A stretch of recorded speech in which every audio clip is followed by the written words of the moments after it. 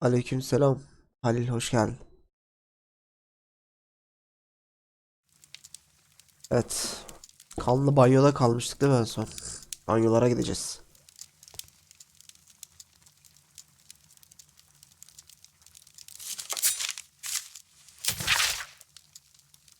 Türkiye'nin aynı zamanda karakter olarak da vahşi cinayeti çözüldü. Scotland Yard'ın güvenilir bir karakter elde ettiği kanıtlar Peter Carey'in öldürenin Games.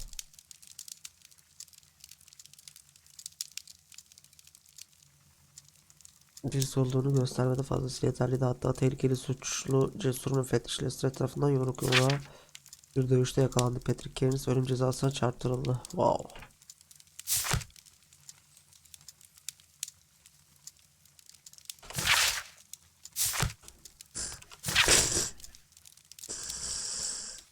Tamam lan okuduk işte ne gösteriyorsun da. I'm always wondering what's on your mind, Holmes. Hadi gidelim. Strandlayın banyolarına. Banyolara gidelim.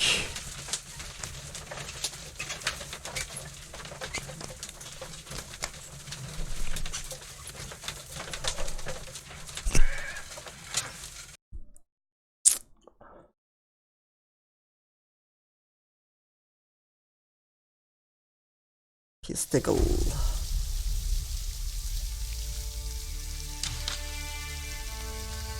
Banyo dediği yani bizim buradaki hamam gibi ya.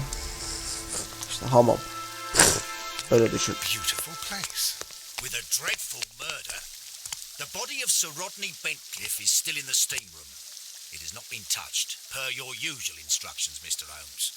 I shall be waiting for you here, but please hurry. Tamam. Şüpheli var mı hiç? Are you able to identify the men who were with the victim in the steam room? Yes. The manager of the bath, Sir Gregory Pitkin, a lad from the city council, Garrow, and an archaeologist by the name of Blinkhorn. I think the plump one, Garrow, did it. He doesn't seem right in the head. Well, we shall see. Şahit var mı hiç görgü tanıdığı? Was there anyone else here, apart from those gentlemen in the steam room? Yes, a Mr. Phillips. He was the one who called the police. He'll be able to give you more details. Eyvallah. Cinayet silahı ne? You found no murder weapon? No, and that's why I called you. All three witnesses and the victim were locked in when the murder occurred, and they remained so until we got here. We even had to pick the lock. Mikrofona üfleyeyim mi? I Niye be? see.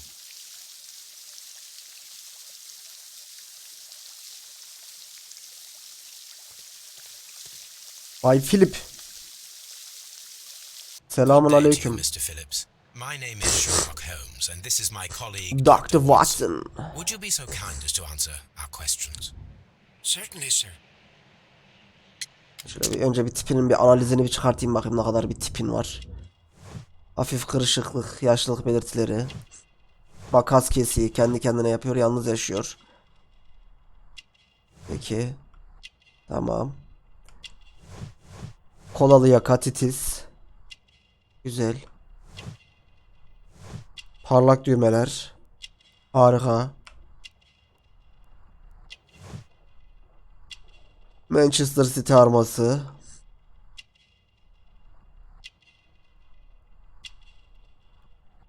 Ve bir tane telgraf var.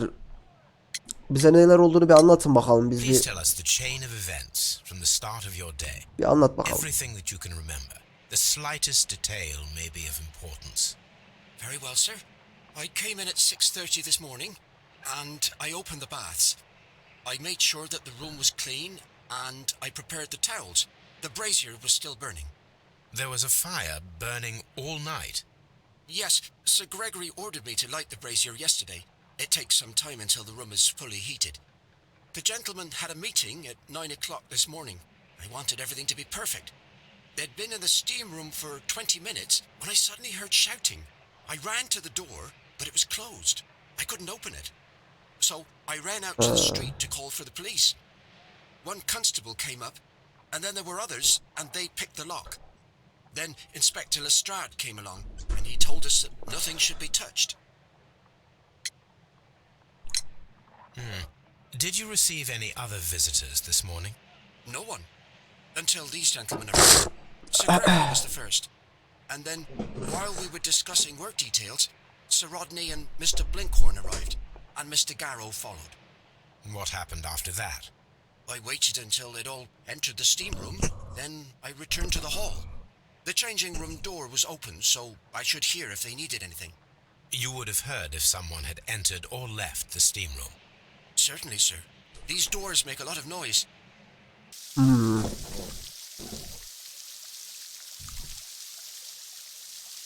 Peki.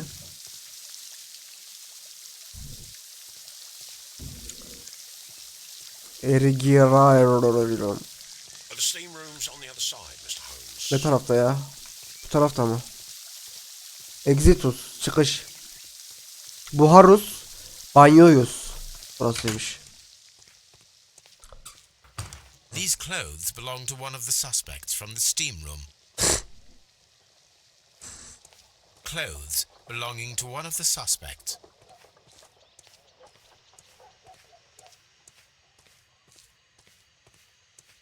Expensive clothes belonging to one of the men from the steam room.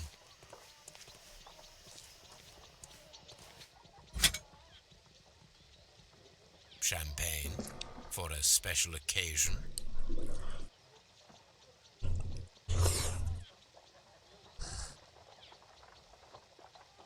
An ice bucket to keep the champagne chilled.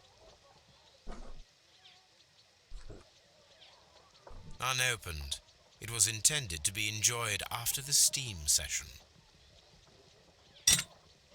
Erik buz nedir ya? Erik. Erik buz.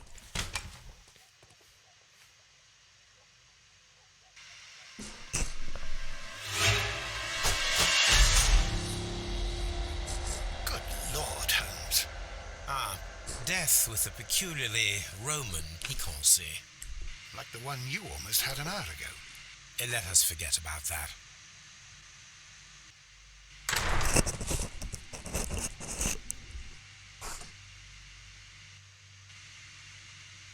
Evet. Önce bir maktulü bir inceleyelim. Kafadan başlayalım. Şimdi şurada bir yara var. There was only one hit from the weapon. Silah tarafından. Right eye straight through to the brain. Death would have been instantaneous. He.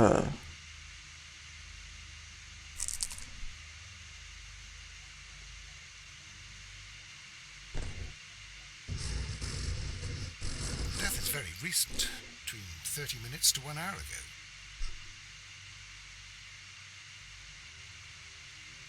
Some dirt or earth. I'll take a sample. Some dirt. Alalım. Tamam, bunu kimya laboratuvarında analizini yapacağız toprağa.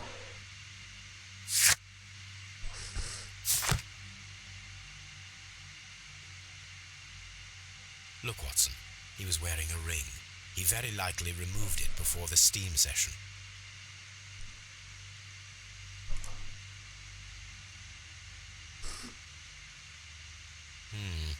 The wound should not have bled so profusely. This pool is rather large. Aynen. I think we have found all that we can here, taking into consideration the abysmal lighting. Constable, we have finished with the body. We don't have many leads here. What concerns me is that we still have to find the murder weapon. Mr. Holmes? Please have the body removed without disturbing anything else in the room. All right, Mr. Holmes. I was wondering, Holmes, it's fairly reckless to carry out a murder inside a closed chamber. Why do you suppose they did it? There are a great many possibilities. The murderer was in a hurry, or he is an artist, or a ghost, or he wanted to ensure that I'd be brought in on the case. Probably the latter. You are ridiculous. Do you know that? Mm-hmm.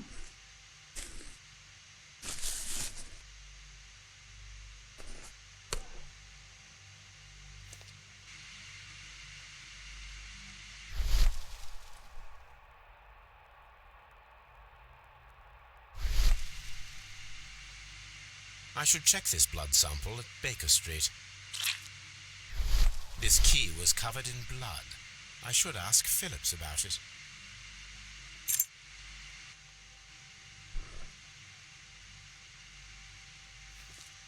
Güzel.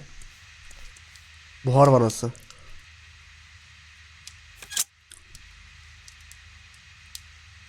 Adam. With the steam on, I'm unable to see even a few feet away.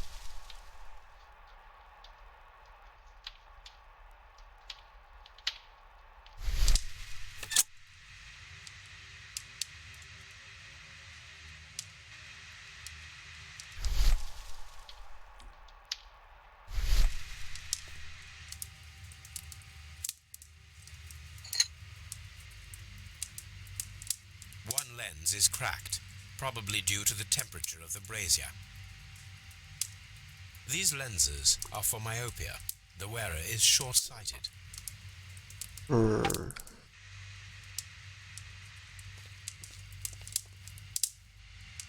The brazier is still burning. The heat here is extreme. It is too hot. I cannot reach into it. I will need something to pick up this melted metal. Bunu tutacak bir şeye ihtiyacımız var buradan almak için. It's horrible. So Rodney is dead. I'm in shock. It's horrible. I can't talk at the moment. Adamın keline bak.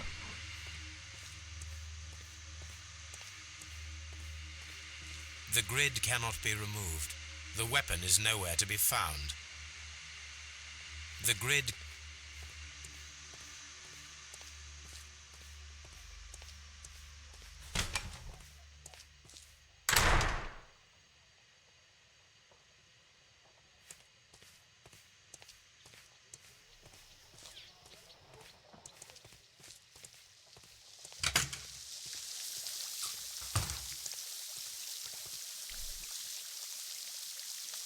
Mr. Holmes, I should like to take the suspects to the yard.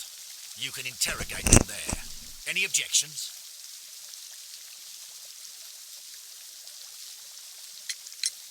Please wait. I need to do something first.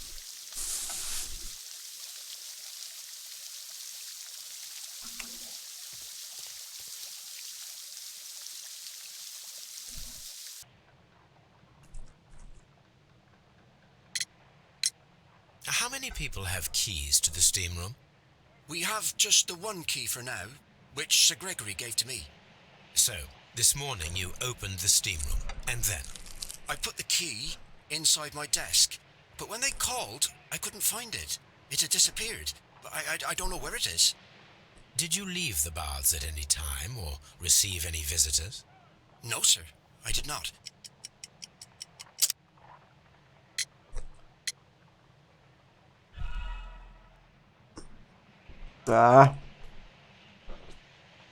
Did you... No, sir, I did not.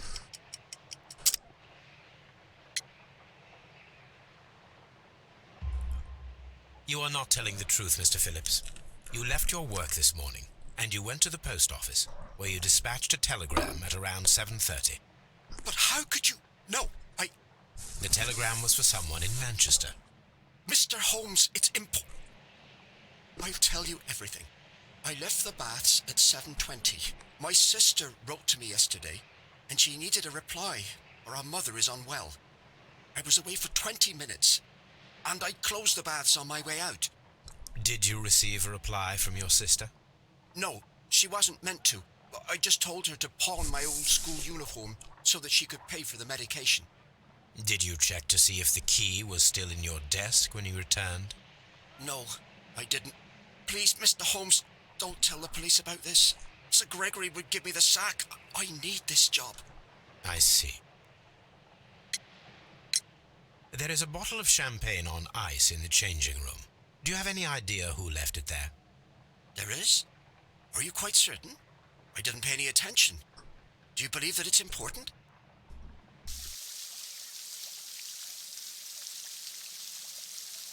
Ya. Eşya lazım eşya. Mr. Holmes?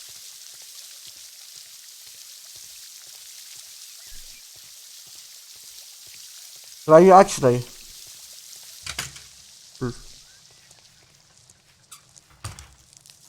This area serves as Sir Rodney Bentcliffe's workshop. Nereye geldik lan? Bura ne böyle?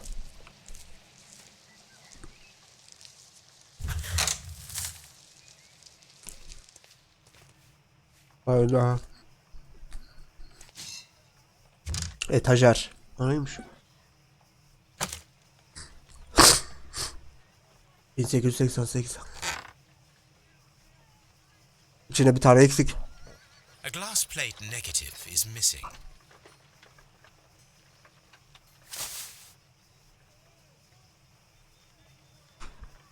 Neymiş bu? It is a glass plate negative of an Egyptian statue.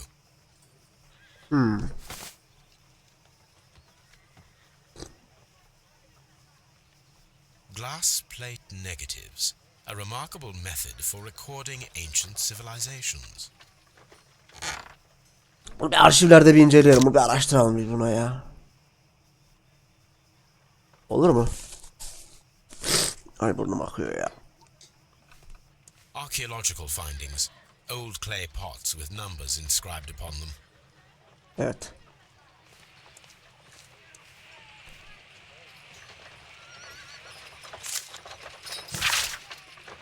Aramızdaki birkaç kişi Sir Rodney Bentcliffe adının tanınmadığını iddia edebilir. Servet, şöhret sahibi ve İngiltere'deki çeşitliliğin en iyilerinden birine örnek olacak kadar güçlü bir centilmendir. Zekası da Avrupa aristokrasisinin lideri tarafından sık sık konuşulan çekiciliği gibi iyi bir seviyededir. Lordlar Locası'nda güçlü bağlantılara ve ayrıca politik anlamda da nüfusa sahiptir. Onun acımasız otoriter olduğunu söyleyenler de var ama biz Sir Rodney'i kararlı ve hırslı deneyimi demeyi tercih edelim. Herhangi bir arkeolojik alanda onun varlığı endişeli herkes için sadece başarı anlamına gelebilir.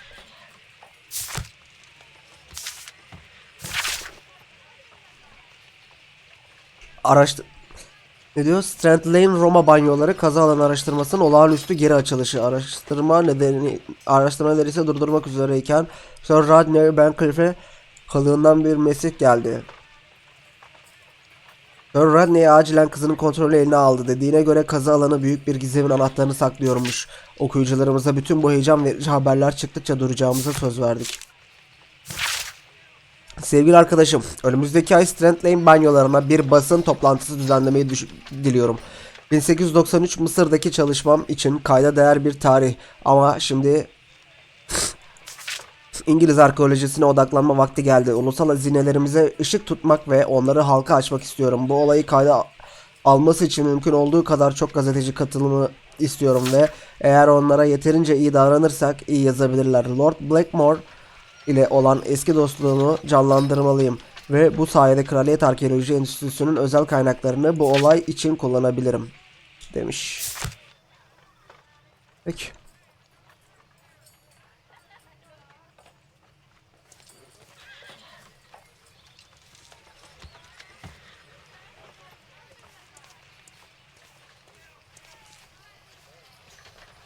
Kalkan ve döküman. Bu metal levha arkeolojik bilgileri haricinde belli ki daha büyük bir şeyin parçası. Şu anda ne olabileceğini tam olarak tespit edemiyorum. Peki. İnceleyelim. Gayet güzel işlemeleri var. A shape has been cut in the plate. What should be done with it?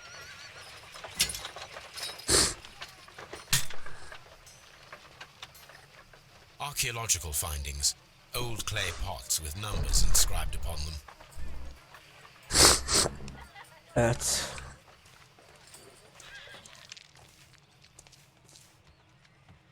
Tools used by archaeologists in their research. Aa kıskaç. I need these Alırız. tongs. Bununla ateşin içindeki şeyi alırız ha. Vallahi alırız ha. Şşş. Harbi diyorum aldık şu an. Şu an ateşin içindeki şeyi aldık yani. Oğlum buralar nereye gidiyor lan? Neyse dur önce şu ateşte ne varmış bir bakayım. Merak ettim.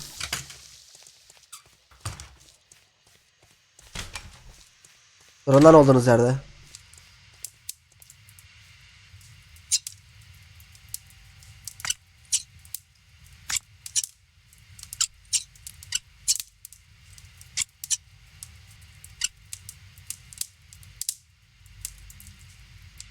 I should analyze this melted metal. Erik. Kalayık. Külüyük. 3 tane incelememiz gereken şey var. Bir tane de arşivlerde aramamız gereken bir şey var. If you have to interrogate, Güzel.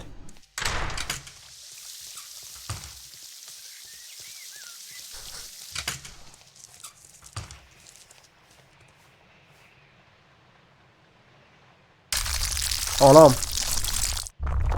Oo.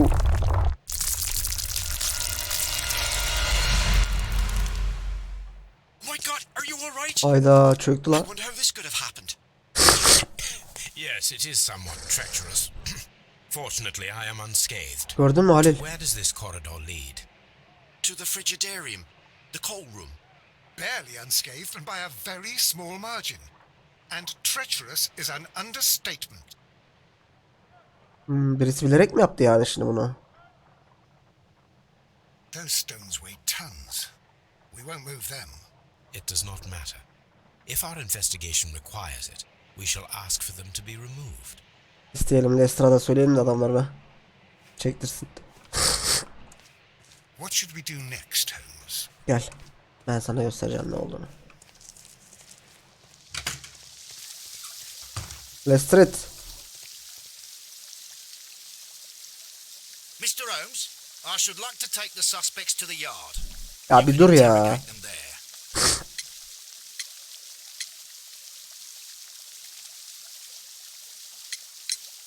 None, Lestrade. These baths are becoming sinister.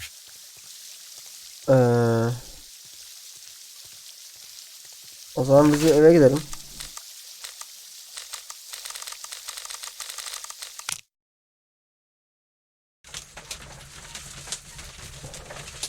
Araştırmalarımızı yapalım.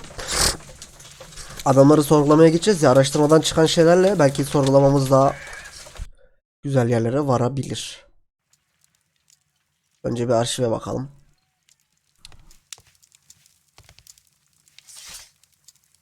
...1893.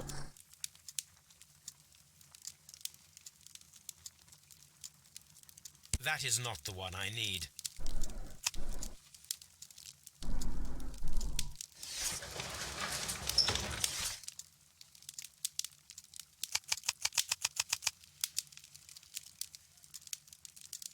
That is not the... That is... Bancroft'in mumyası.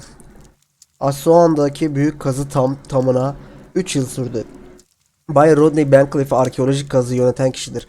Gözü çıkarılmış ve ilginç bir pozisyonda duran bir mumya bulundu. Sağ eli sanki bir şeye ya da bir kimseye uzanırcasına gerilmişti. Mumya dik bir konumda gömülmüş, garip özelliklerinden dolayı ona Ümitsiz Mumya adını koydular. Yanındaki Latince notta gördüklerini hak etmeyen biri olduğu için gözü çıkarıldı yazıyordu. Mezarda yazılmış Mitras efsanesinden alıntı sembollerden dolayı mumyanın Mısırlı değil de Romalı olduğuna inanılıyor.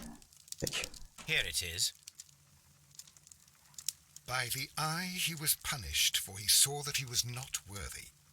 Dreadful.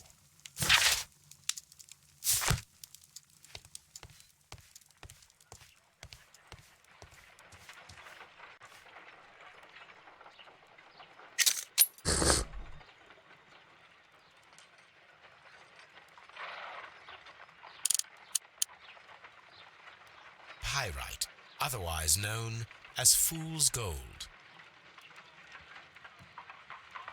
White clay particles. Demir sülfür, beyaz toprak, Selenite. selenite. Interesting.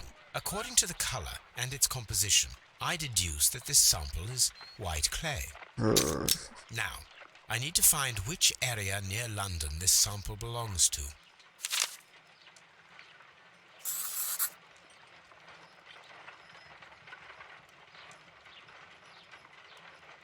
The sample of dirt belongs to the White London clay region, located near the city of St. Albans.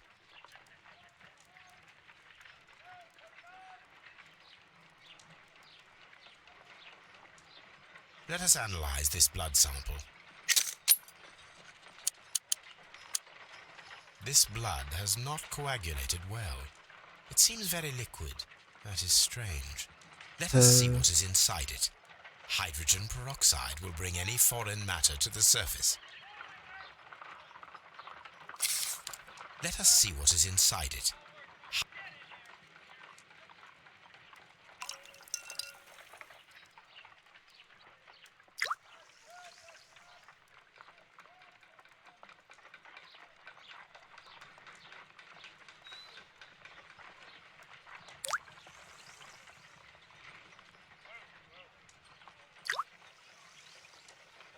Water. This blood is heavily diluted with water. Bir de şu metale bakalım. This is a piece of metal taken from a brazier. It appears to be silver, but I need to be sure. If it is silver, it will be possible to melt it, since silver's melting point is at around 900 degrees Celsius. Let us compare this sample with a silver penny by testing it with acid. If it changes color to match the result of a reaction with a silver coin, then it is silver.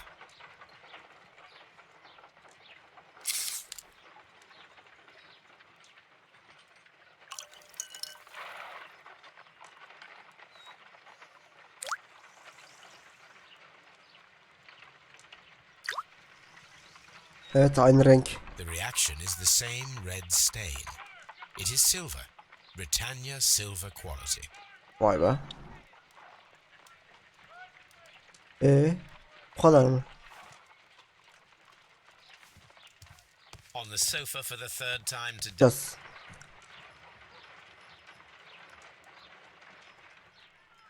Kimle konuşacağız?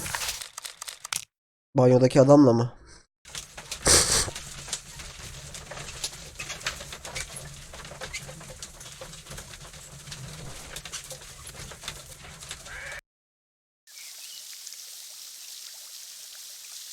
Soralım bakalım. All these events are bad for Hayır. the baths. And my... Mr. Holmes? Onunla konuşmayacağız. Demek ki Lestrade'a gidiyoruz. Lestrade'la. Ya da zanlılarla konuşacağız abi, adamlarla. Abi yine mi drop ya? Başlatma ama.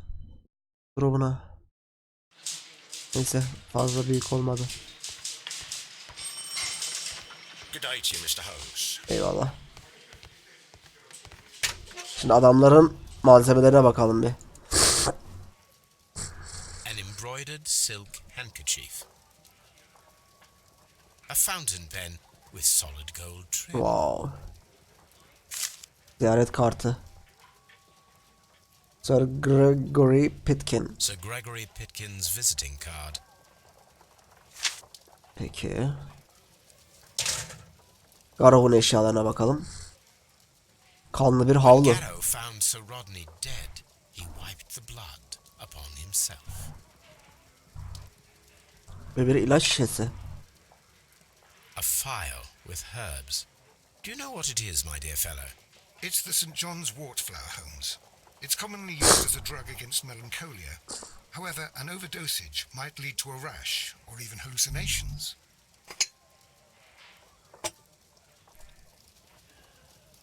Blinkhorn'un eşyaları. Mektup gelmiş. Sir Gregory Pitkin. Müdür Bay Blinkhorn'a. Sayın ilgili, banyolardaki durumun daha iyi gitmesi için söylemem gereken şeyler var. Şu an Frigerium kazıları sizin yönetiminiz altında ve çalışma henüz ilerlemedi. Değerli herhangi bir şey bulmayı başaramadınız. Ayrıca Frigerium'daki halka açmıyorsunuz. Frigerium Roma banyoları tecrübesini tekrar canlandırmak için değerli bir varlık, çalışmalarınızı 2 ay içinde tamamlamanız konusunda ısrarcıyım. Bu kalan zamanı arkeolojik çalışmanızı sonuçlandırmak için kullanın.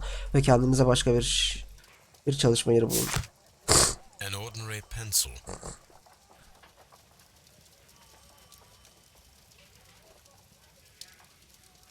Peki.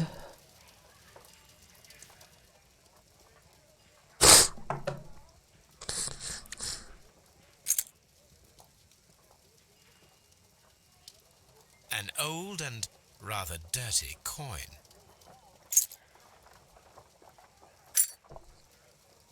This ring was most likely the one that Sir Rodney wore. He removed it before entering the Aynen. steam room. Bak burasından birleştirmiş. Demek ki parmağına küçük gelmeye başlamış, büyütmüş. I see the join. This ring was repaired and quite badly too, with silver. An Egyptian symbol. It is a very old jewel. Why on earth would they wear such a ring? A very pertinent question. A hand-drawn map.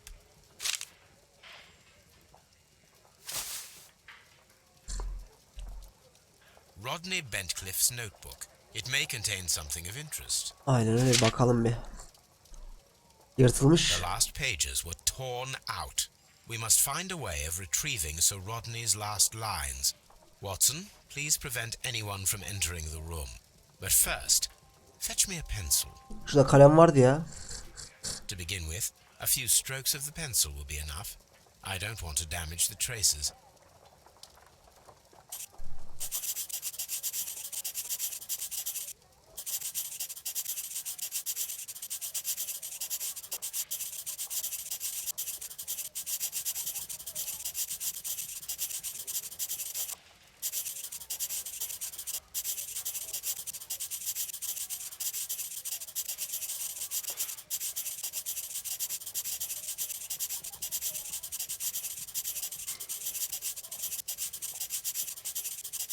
Hadi.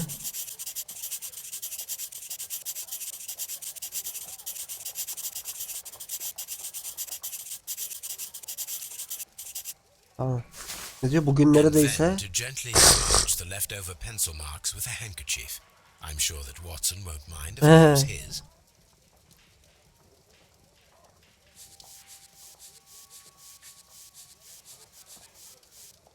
Bugün neredeyse buldum. Bugün tarihe geçecek.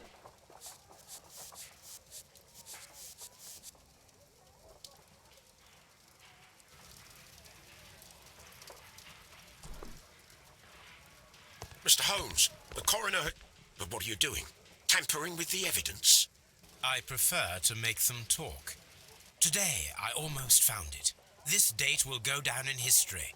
Sir Rodney was about to make an outstanding discovery. Wonderful. I could retrieve only the final words. The rest of it is lost. Perhaps the autopsy will assist us in that matter. I'm not sure that I can allow you to inspect the body now. I am sure that you must, Constable. Well, Sir Rodney Bentcliffe, yaş 63, sağ göz küresi patlak, kıvrımlı bir hançerin kabzasıyla delinmiş. Hançer alın kemiğini yörüngesel kesmiş. Ön lobun bir kısmını parçalamış ve corpus callusum beyincikteki gidişatını tamamladıktan sonra hemorajik lezyonlara sebep olmuş. Bütün bu yaralanmalar direktmen bireyin ölümüne yol açmış. Sağ akciğerin üst lobunda bir miktar mukus ve kronik bir enfeksiyona yol açabilecek, genellikle mezarlardan solunarak içeri girebilecek Siliate birikintisiyle dolu eski bir yara var. Buna kaynak olacak şeylerden örnek vermek gerekirse çürüyen bir mumya ya da ölüye mezarda eşlik eden kurumuş bir çürüyen bir besin. Görünüşe göre vücudun geri kalanı hasar almamış. Tamam.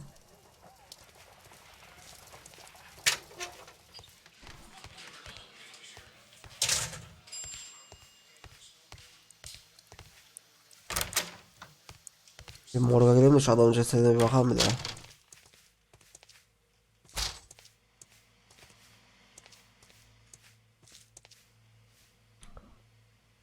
An unusual wound, inflicted by a curved knife, which resulted in instant death, as the coroner's report says.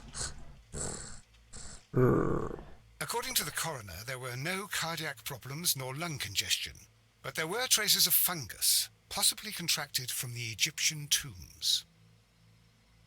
The coroner observed no stomach nor liver disease, if we're to accept that Sir Rodney was an occasional drinker and 63 years of age. Peki. Başka? Sırtında The bruising is in lines. morarmalar var. Some light bruising caused by a rope. They were caused by a rope around the waist.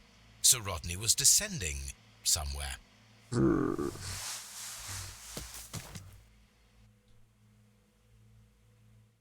Hemen bir çıkarımlarıma bir araştıralım. Şu bir.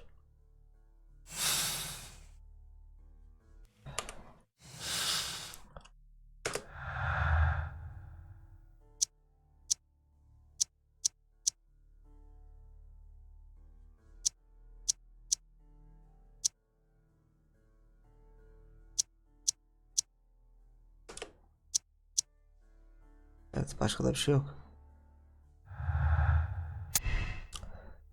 Suyun varlığı buhardan dolayı oluşan, yani şampanya içtilerse şampanyaya bir şey karıştırılmış olabilir. Şimdilik şunu seçeceğiz mecburen. Okey.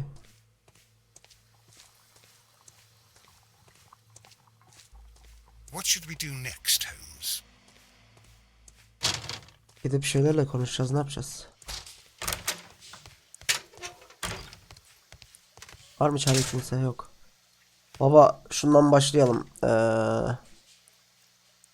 Soldakinden başlayalım ya. Please escort this. Evet. Konuş köpek. A good day to you. My name is Sherlock Holmes.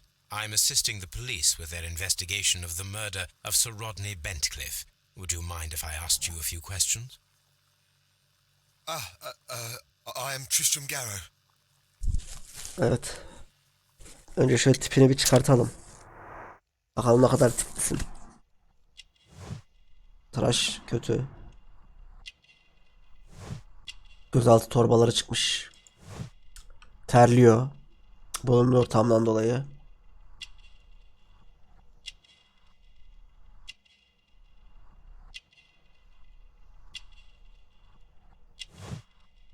Kıyafetleri kirli, paslı, pasaklı. Koruyucu tılsımı var. Atıl inançlı. What is your occupation? I am a councillor at the district chamber. And what were you doing at the baths? Well, I follow the researches. I am interested in archaeology. You follow them. Yes, so many things happened and we need to know. Or perhaps it's better hidden. I beg your pardon, Mr. Garrow. I meant nothing by that. I apologise. What was it like to work with Sir Rodney? It was like working with a genius. He was a hard man, but then you know this world is hard. There are always people who want to steal from you. And he trusted me, but oh. Are you feeling unwell? I'm sorry. It is I. I remember. Oh, I feel so sorry. Do you need anything? I feel bad. I hear. No, nothing. I'm better now. Hayda. Please try to recall what you saw today. The room was so hot. I had to remove my glasses. I was not feeling so very well in there. But you found the body. I saw the knife, you know, flying through the air. I saw the blood. I tried to escape. I don't remember. You saw the knife. What did it look like? Everything was as if in a nightmare. It all happened so fast. The knife was shining like gold.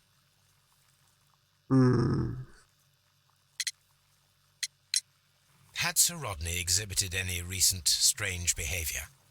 Well, he had been rather secretive these past few days. Last Thursday, for example, I saw him leave. When he returned, it was very late. He showed me some wet coins, Roman coins, and he started to laugh. His ring! Oh, it should be destroyed. Why do you say that? It is a cursed ring, digging dark secrets. Really? It is after me now. I know it. I shouldn't have worked on it in the workshop. It's too late now. Sakin ol. This is the coin that he showed me. It is from the 3rd century. It must be very rare. No, I don't know.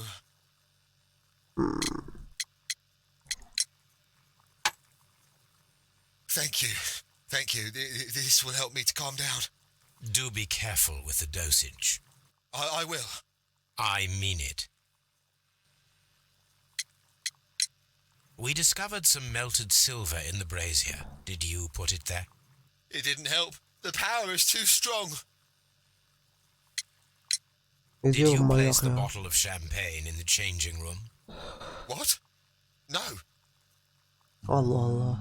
Garrow appears to be rather mentally disturbed. Either that or he is a good actor.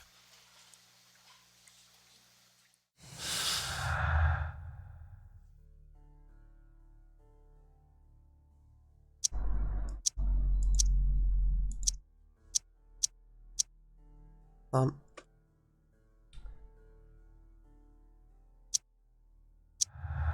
Heh.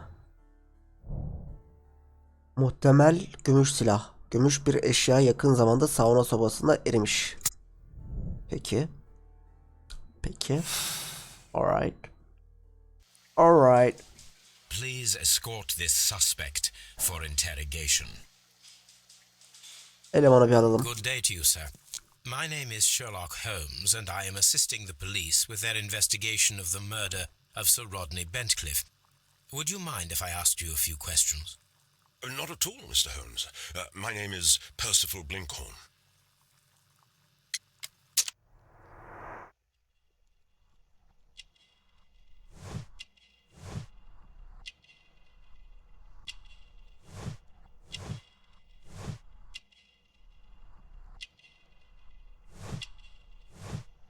Dikkatli. Eskimiş bir tonik. Çok fazla zengin değil. Peki. Çamur lekesi. Aynısı diğer adamda da vardı. Elbisesi kirliydi. Hayırlara vesile olsun. Ve ellerin asır tutmuş. What is your occupation? I'm an archaeologist, specializing in the Roman period. I'm working on several excavation sites at present, including the baths at Strand Lane. Can you tell me more about the baths? Well, we're hoping to retrieve a great many interesting artifacts from the site, and to list any items of value before their eventual restoration and exhibition. And has it been successful? It has, thanks to Sir Rodney. Can you tell me what you saw today? Well, we entered the steam room and we all went to sit down. The steam was particularly dense, and I didn't see anything much further after that. I just heard Mr. Garrow shouting, but we all ran for the door and bumped into each other. I was very alarmed by this point. What did you do? Well, the door was stuck, and with all the steam, it was quite frightening. I was barely able to see my own feet. Garrow was covered in blood. Do you believe that Garrow killed Sir Rodney? Oh, no. Garrow couldn't harm a fly.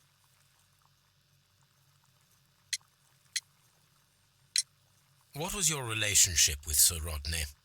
Well, I couldn't say that he was a kind man, no. But he was talented. I felt a great admiration for him, I must say. Was it your first collaboration?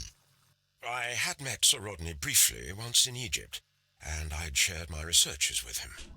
Surprisingly, my work did convince him to come here. He arrived only a couple of months ago.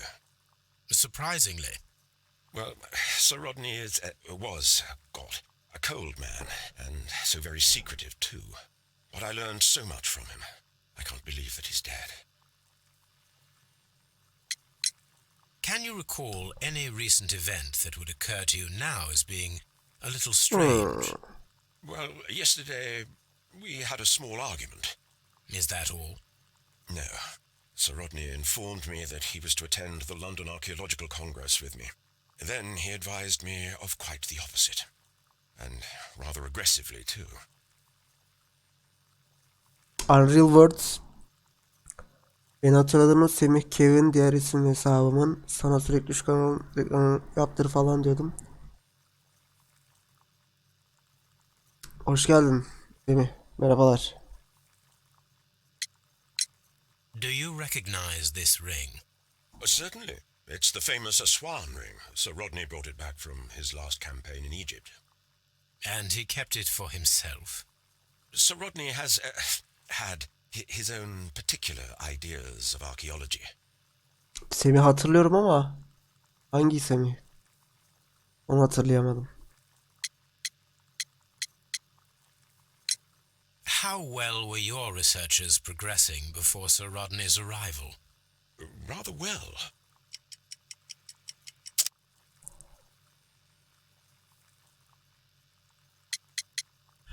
Lan üsttekini seçecektim Pitkin. Akıyor be. How well were your researchers progressing before Sir Rodney's arrival? Rather well. Bunu seçecektim. This letter reveals that Sir Gregory was prepared to put a stop to your work. Yes. But since Sir Rodney's arrival, Ha, yeni he Semih. calmed down. He allowed us Tamam, to hatırladım work. Semih. I'm not sure what they agreed on. What will happen now that Sir Rodney is dead? Well, I haven't thought about that. But if it's needed, I will fight to defend Sir Rodney's expectations. What can you tell me about Garrow? Well, he always looks so sad. And he has been acting strangely lately. He complains about voices and visions. I will keep an eye on him because I'm worried. Şampanya sen mi Did söyledin? you place the bottle of champagne in the changing room? No, I did not. We discovered some melted silver in the brazier. Did you put it there? No. Silver, you say? No, I don't know how it got there. Peki. Şimdilik öyle olsun genç. Lincoln. Ama şu adamın bakışı değil, bak şu Bay Pitkin var Please ya. escort this suspect for interrogation. Adamın bakışı değil ya, yılan gibi Day bak. to you, Sir Gregory. My name is Sherlock Holmes. Oyun Sherlock I'm Holmes, assisting dava the police çözüyoruz. with their investigation of the murder that took place this morning. Would you mind answering a few questions? Tell me, Mr. Holmes, will I need to stay here for very much longer? Gerekirse olacak tabii, tipe baksana abi. Mendebur. Püh!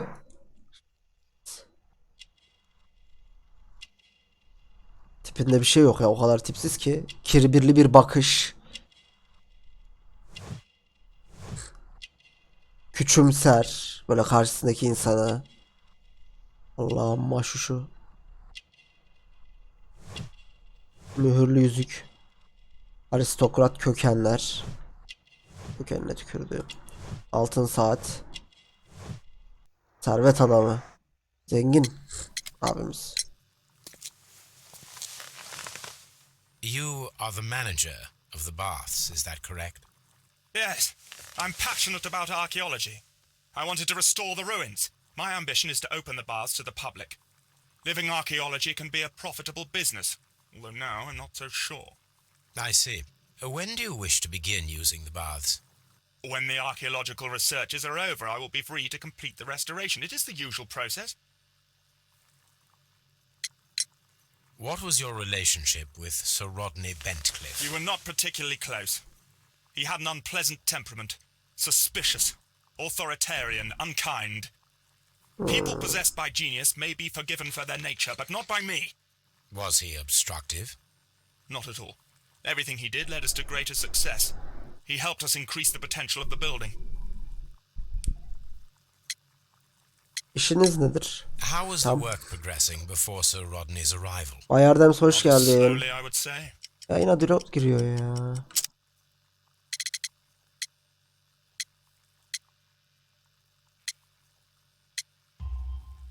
Sir Gregory, could you please explain this letter?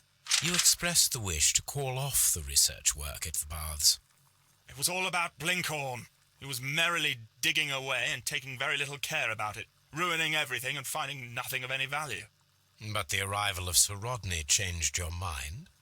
Sir Rodney's work was extremely promising, and it was good for the bath's publicity. So yes, I changed my mind.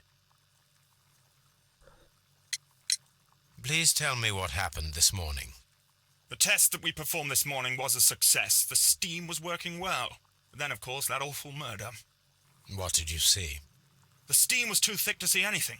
But ask Garrow. He saw the body first.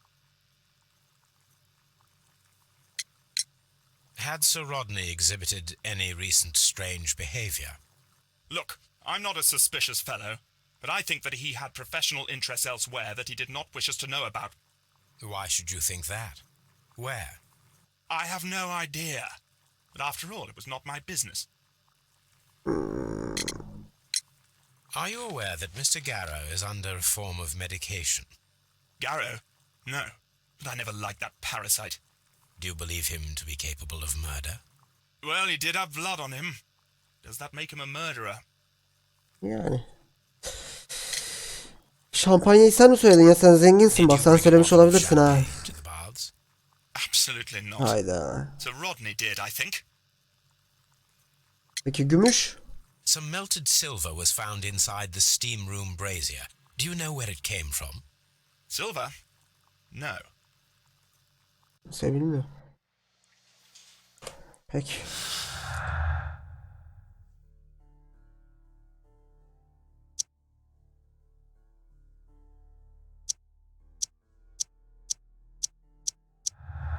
Evet. Ölümcül bir sır. Sir Rodney niçin herhangi bir şey saklıyor olsun? Acaba yaptığı keşif bu cinayete sebep olmuş olabilir mi? Belki de. Bak, bu da bir sonuç çıkardı. Son keşif: cinayetten birkaç gün önce Sir Rodney'nin nerede olduğunu bul ve onun değerli sırrını ortaya çıkar. Tabii ki. Bizim işimiz. Başka var mı bir şey?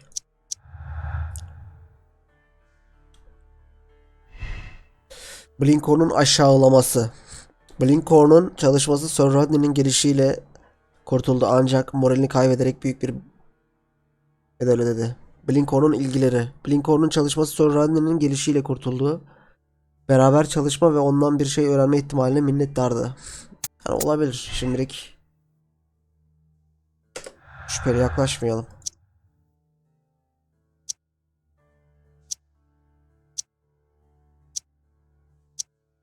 Peki, başka bir şey yok.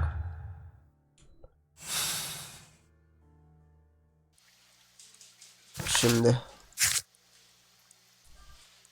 haritayı tarayacağız.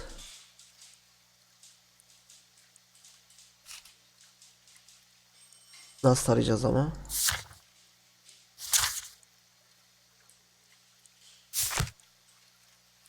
Good day to you, Mr. Holmes. Burayı. Bizim Lestrade nerede ya? Gitti mi? Nasıl gitti ya Lestrade?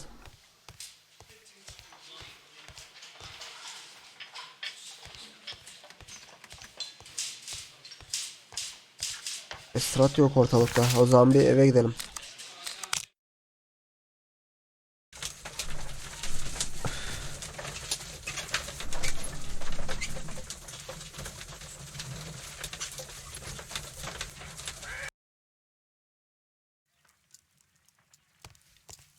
Arşivlerden mi bakacağız? Yo. Haritayı nasıl açacağız ya?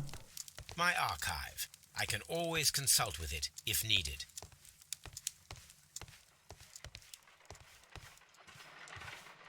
Yok.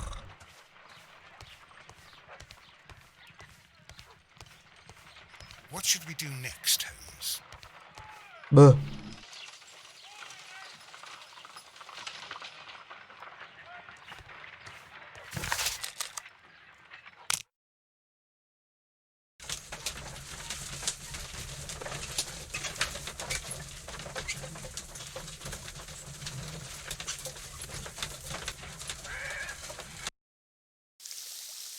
Şimdilik. He's back.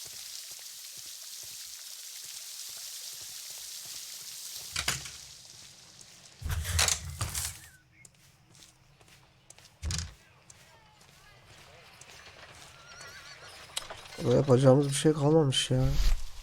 Neden ki?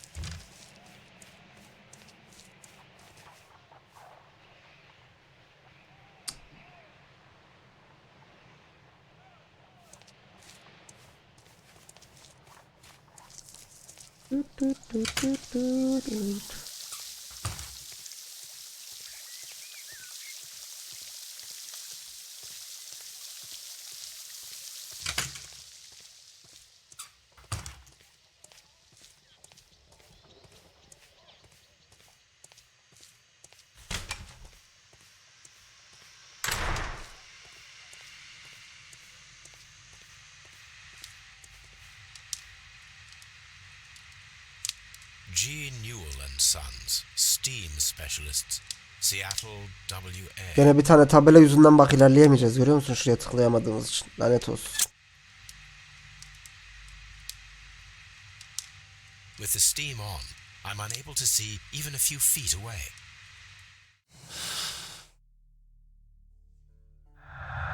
Şey geldi.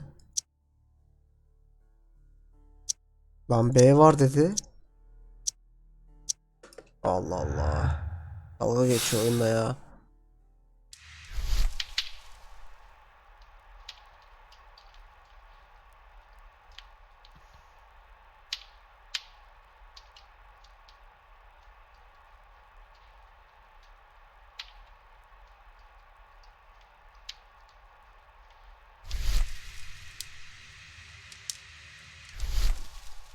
With the steam on, I'm unable to see even a few feet away.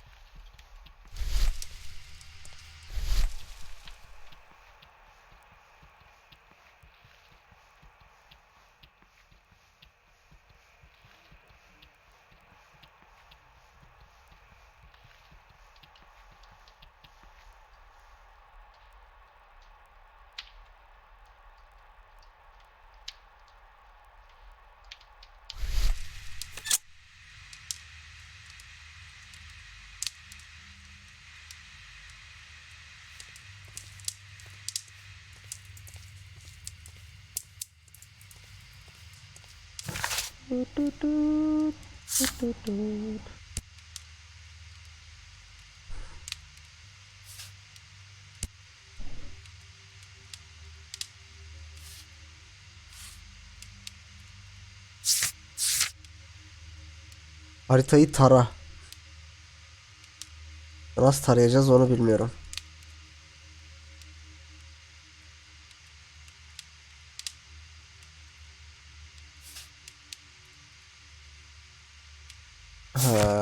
Baker sokağındaki haritadan bulunabilirmiş.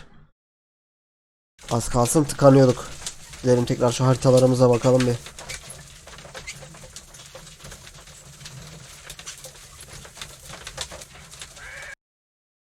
Ulan Watson az fikir üret ya. Az yardımcı ol be. Now we have two maps. We must combine them properly. Şimdi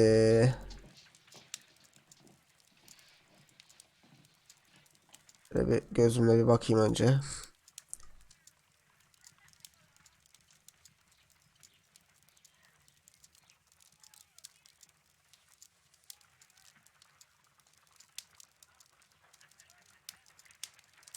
Watson, pack your bag.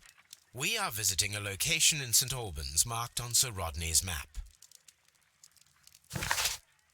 Basit. Sen Albans. Az kaldı kaçırıyorduk görüyor musun? Vay arkadaş.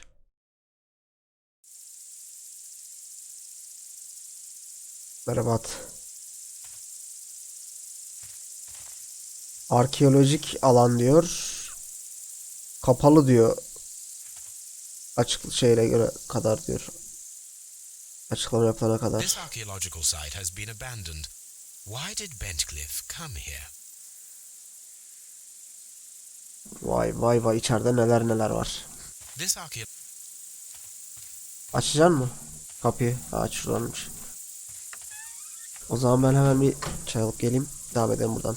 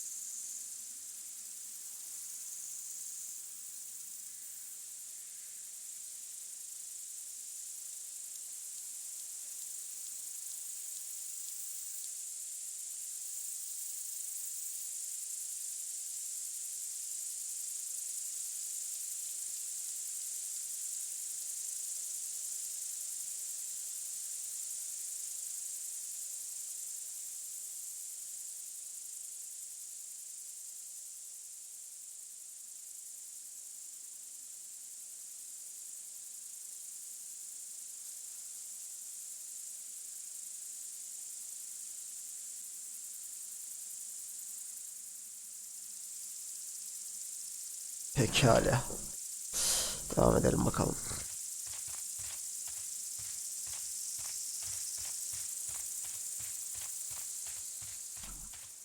Ulan bayağı büyük bir yer var ha. Domum Hadriano. Ne ola ki? Harita. This is the map of the site. We are at the heart of an old Roman city. Wow. Şurada bir numaralar var. Doküman var. Mitra'nın takipçileri gizliydi. Günlük hayatlarında Juno, Neptün gibi daha geleneksel tanrılara ibadet ediyorlardı. Mitra tapınakları genellikle diğer tanrıların tapınaklarının altında bulunurdu. Mitra'ya inananlar Mitra'ya girebilmek için genellikle geleneksel tanrılarına atıfta bulunurdu. Fransa'daki Daimoitrium örneği girişinin oymalı Diana heykeli altında olmasından ötürü ilgi çekicidir. Bu giriş muhtemelen akıllı taş ve halat mekanizması sayesinde ortaya çıkmış. Eğer bu bir su sızıntısı mekanizmayı dağıtmamış olsaydı Mitrium'a giden yol asla keşfedilmeyebilirdi. Mitrik tapınaklar Roma, Ostia, Numidia, Dalmaçya, Britanya ve Ren-Tuna hattı boyunca bulunabilirken nedeni bilinmeyen sebeplerden dolayı Yunanistan, Mısır ve Suriye'de daha az sıklıkta bulunmaktadır. Peki.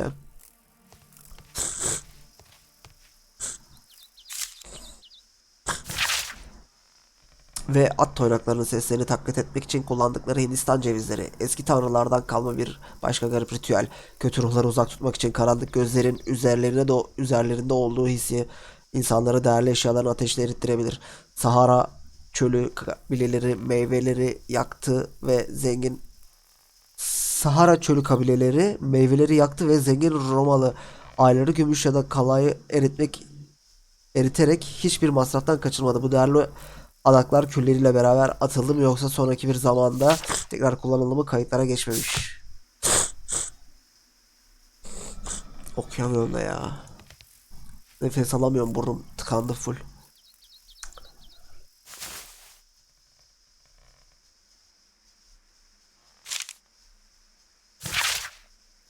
Mitra kültü M.Ö. 1. ve 4. yüzyıllar arasında deneyimlenen gizemli bir dindi. Pers tanrısı Mitra'nın adı Yunanlılar tarafından Mitras olarak uyarlandı ve kendine özgü betimlemelerle bağlandı. Mitra'ya inananların 7 adımdan oluşan karışık sisteme sahip bir kabul törenleriyle ritualistik yemekleri var. Tarikata yeni kabul edilenler yeraltı tapınaklarında buluşabilir ve çok kalabalık olarak tutulurlardı. Simgesel sahneler ve Mitra'nın bir tavşan doğuşunu ve bir boğayı katlettiği gösteriyor. Ya.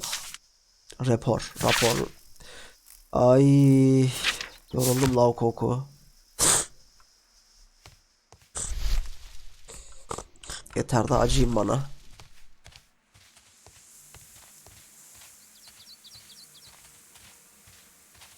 Buralarda bir şey yok. Şimdi inceleyip sık dokunmamız lazım. Tıklamadığımız her yer bir delil olabiliyor. Yerde bir işleme var, tek gözlü.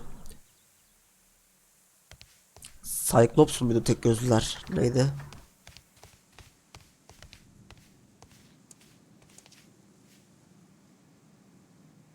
The Cyclops. Cyclops, Aynen, a Cyclops. one-eyed creature helping Vulcan at the forge. Vulcan, the god of fire and metalworking. Wow. Güzel. Buradan mitolojik bilgiler de elde ediyoruz gördüğünüz gibi. Ne kadar güzel. Severim ben mitolojik şeyleri ya. Hoşuma gider.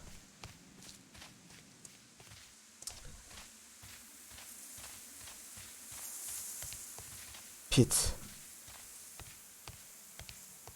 I don't need ropes for now. Şimdilik yok. Ama şimdi olacak. Bu ne? Kuyu açmışlar. Makara sistemi var. Buradan halatlarla aşağıya bir şey gönderip alıyorlarmış. Ne oluyor? Manyak. Çukur. Aşağıda bir şey var. Çek bakalım neymiş. Arkeolojik aletler. Al. İncele. Excavating tools, a bucket, shovel, Kürek, and fırça. brush.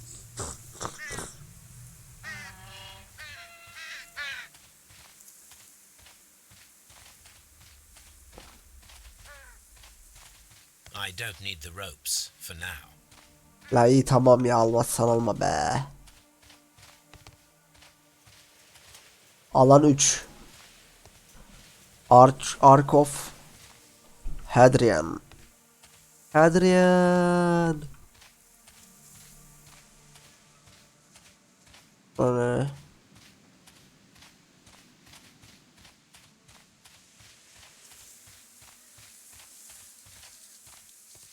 Burada bir şey yok gibi.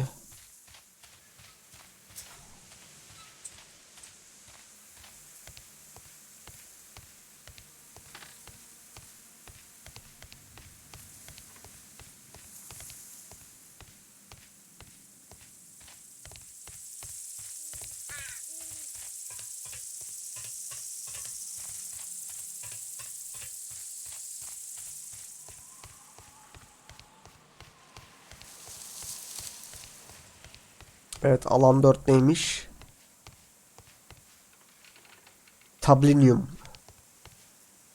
Ne demekse. Bu kim? Minerva. It is a statue of Minerva. Bu. Bu isimsiz. Bu isimsiz. Bu Neptune. Neptune, the god of the sea.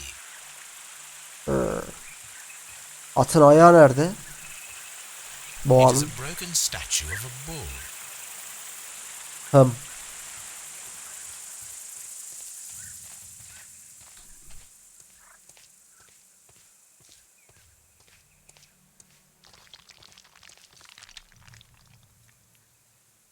Construction hooks.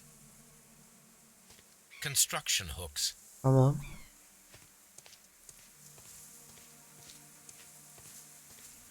Burası da alan 5. Tapınak.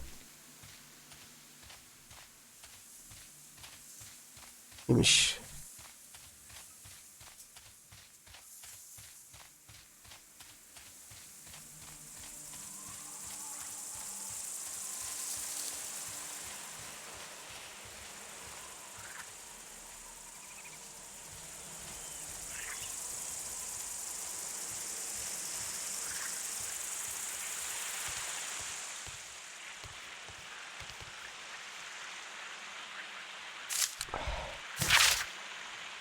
Sayın Lord Blackmore, banyoların müdürü Sir Gregory Pitkins ben geldiğimden beri epey baş belası olmaya başladı. Siz devreye girdikten sonra daha yardımsever olur bir hal aldı. Bazen onun rütbesindeki insanlar bu kadar büyük bir iş için pek uygun olmayabiliyor. Gereken ileri görüşlülüğe sahip olmayabilirler. Önümüzdeki birkaç hafta içinde Strand Lane banyolarından iyi haber getirmeyi umuyorum. Büyük bir arkeolojik eser keşfinin eşiğindeyim. Partinizce politik olarak kullanabilecek atalarımızın gücünü gösteren ve imparatorluğumuzu şimdiki ve gelecekteki tehditlere karşı gereken korumayı sağlayabilecek bir şey. Saygılarımla Sir Rodney Bancliffe. Okay. Calvin, Hobbes ve sen kendinizi çok akıllı ve komik sanıyorsunuz. Bayan Darkin'in Hadrian kemeriyle ilgili olan notunu buzda dondurduğunuzda iyi güldüm. Yine de tezimin muayenesine çok az kaldı. Ve siz inanılmaz ikilinin sahip olduğu sözde beyinlerin uyarmam gerekiyor ki gastrapate modelime antik Yunan arbeleti olarak devrimlerimi sandığınız aksine kabuz olan insanları rahatlatacak tıbbi bir araç değildir o. Dokunmanız yasak, aksi takdirde Bay Wormwood'a geçtiğimiz 2 yıl içinde yaptığı her şey hakkında bilgilendireceğim. Not: Hobbes'ın ton balıklı sandviçini ben yedim.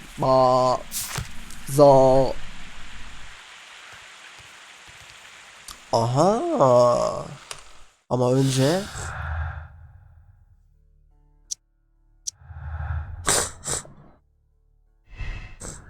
Pitkin'in endişeleri. Pitkin Roma banyolarının halka açılışının ertelenmesi sebebiyle huzursuz hissediyoruz. Bu sebepten ötürü kızgındı. Sir Rodney'nin araştırmalarından çok değerli şeyler kazanmayı bekliyordu. Çalışma banyoların bilinirliği ve popülerliğini artıracaktı.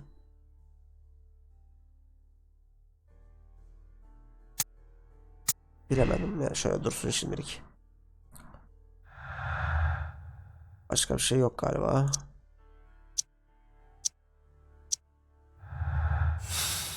İnan. Ok. Antik Yunan arbeleti. Kopyası.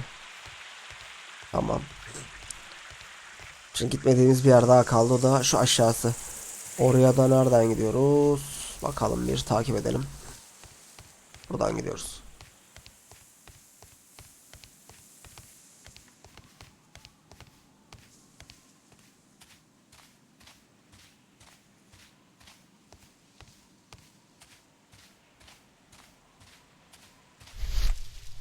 Aha. Duvar. This wall was covered with mud recently. What could be hidden here? Malayı kullan. Mala vur.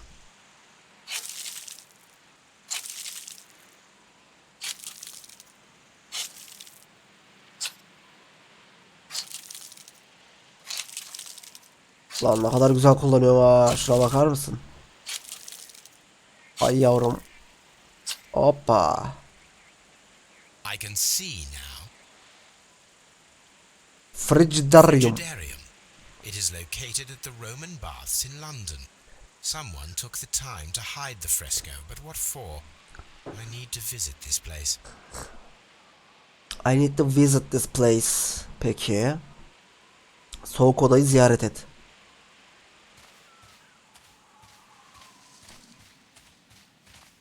Hadi gidelim. Dur ya, bir yer daha vardı daha. Galiba. Şurada bir şey görmüştüm ama tıklanıyor mu bilmiyorum. Şu suyun kenarına bak, çıkılma yeri var şurada bir yer.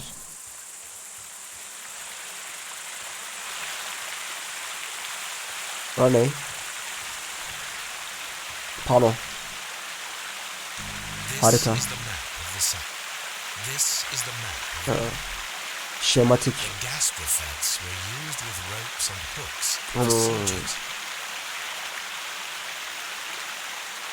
Buradan ok yapmışlar, atmışlar şuraya. Biz de yapalım. Yapalım, atalım, gel.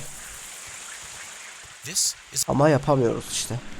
Biz çünkü daha o kadar becerikli değiliz. Çömeziz biz. Bu arada şurada tıklayalım da.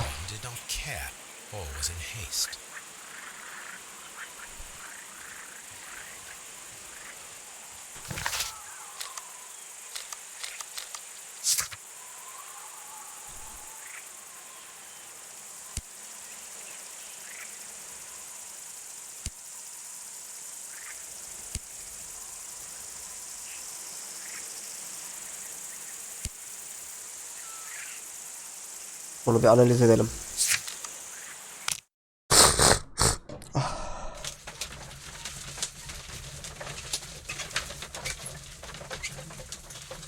Ay ay ay.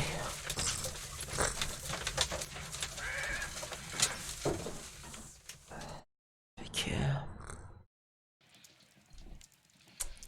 Hemen bir analiz masasına götürelim. 12 parça mı var?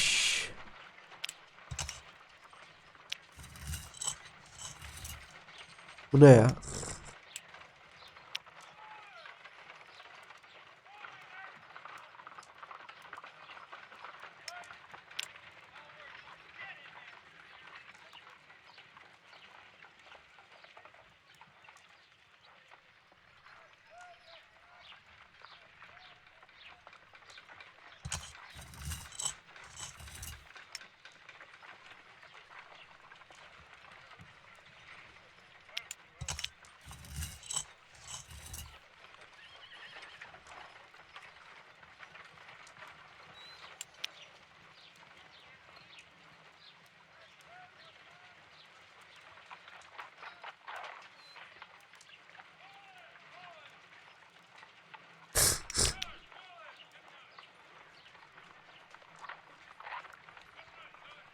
Tamam.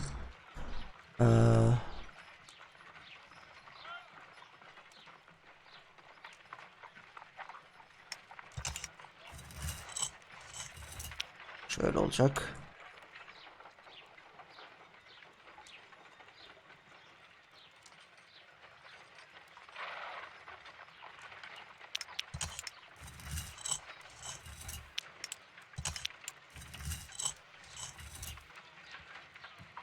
Tamam.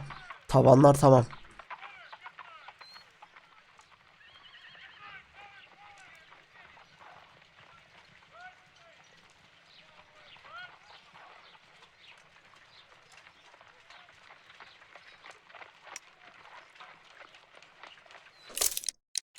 It is a mold, and it is ready for casting. Evet. The mold is prepared for casting. We just need to fill it with certain material. Dolduralım. Sir Rodney has made a reconstruction of the mythical golden knife. He seemed unafraid of maledictions, and yet Ay. the mold is prepared for casting. Half a glass of water should be enough Yarım to bardak create su a al. plaster solution.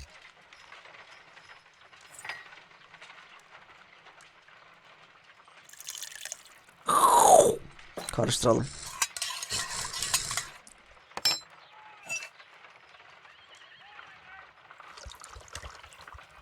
Now let us see what we have here. Uh-oh. This knife is very similar to that described by the coroner as the weapon that killed Sir Rodney. You should not leap to any hasty conclusions, Watson.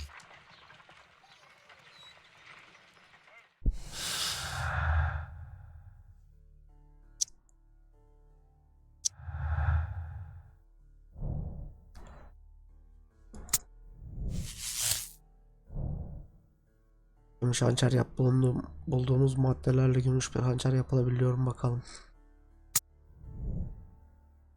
Gümüş hançer yap.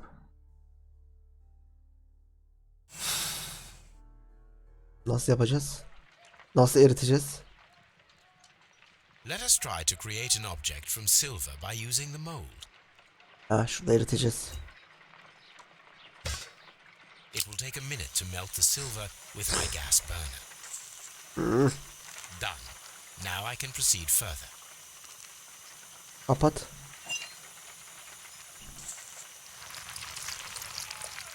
The mold is hot. I should wait for it to cool down.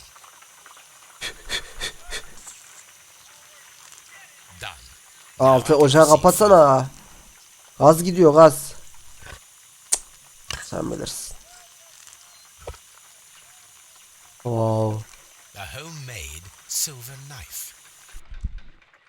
Excellent. We have created a knife with the silver that we found.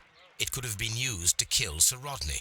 It was extremely clever to create a weapon that could dissolve at the scene of the crime.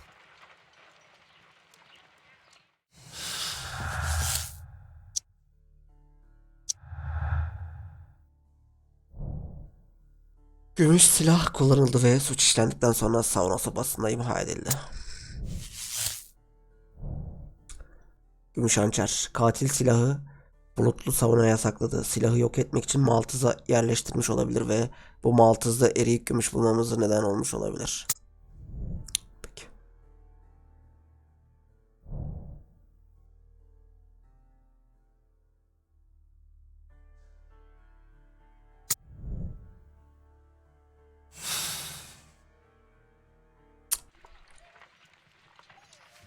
On the sofa for the third.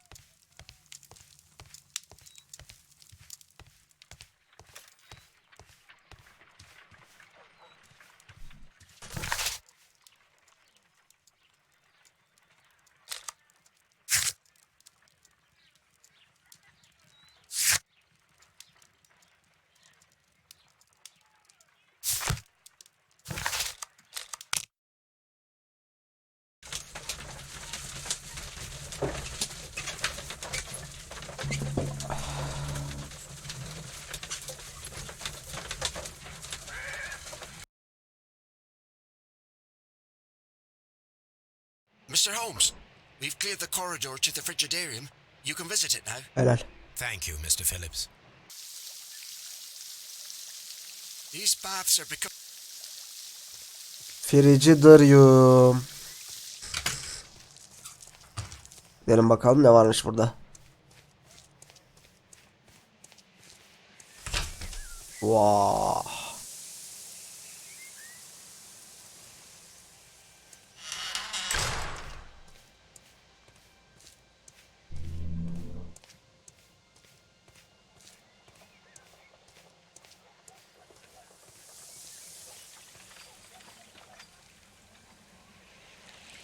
Cyclops. Perhaps I could find some clues by activating the flagstone. A hidden symbol.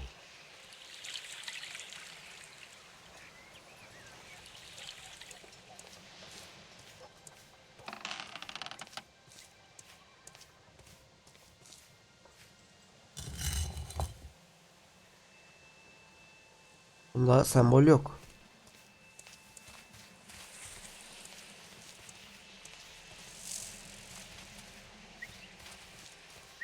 Akrep.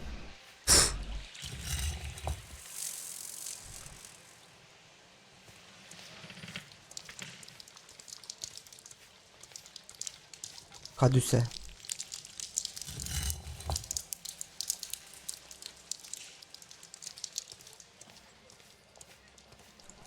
Trident.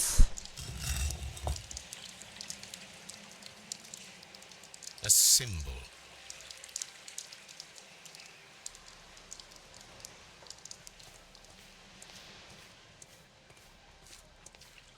Çömlek.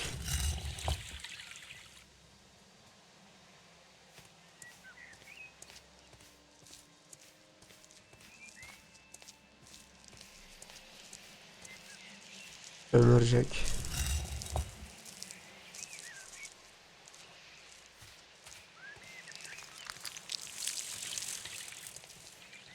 Miğfer.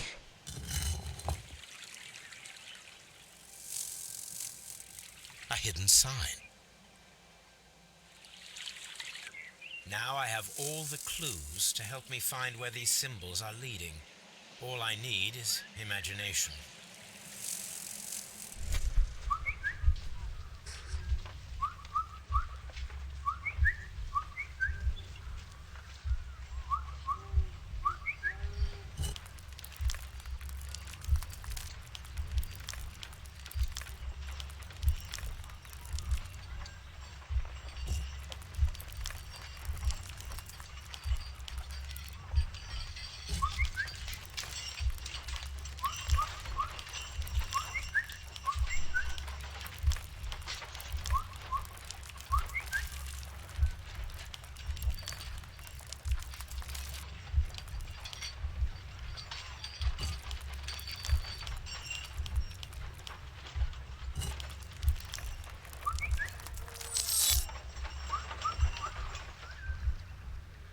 The signs are pointing to this bust.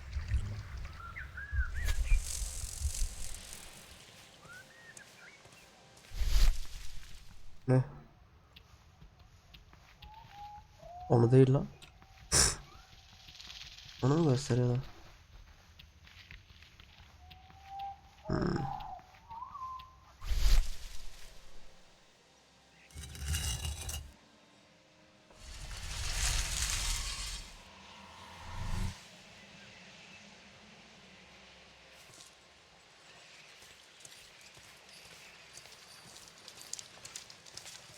Nereye açtı lan o?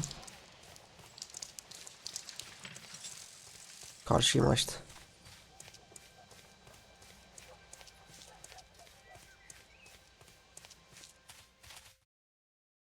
Tırmanalım bakalım aşağıya.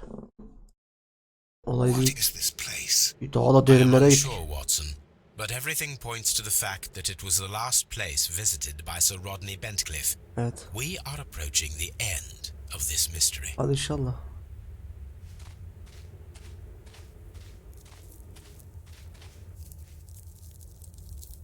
A broken glass plate.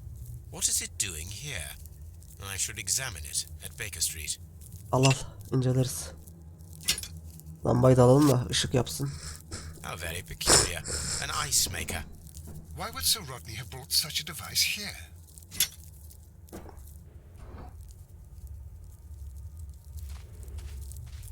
A sack of crude salt.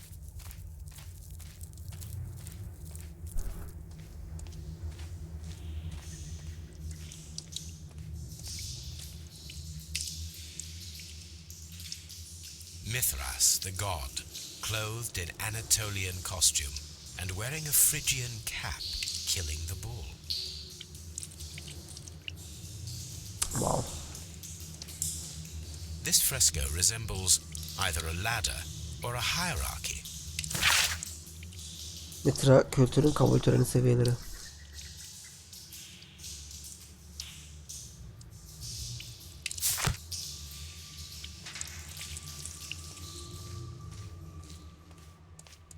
Allah Allah. Nereye geldik böyle ya? Burada bir şey var. Aa, o metal. Sütun diyor, ne bu? Anam. The fire casts a shadow upon the floor. O zaman bunu da yakalım.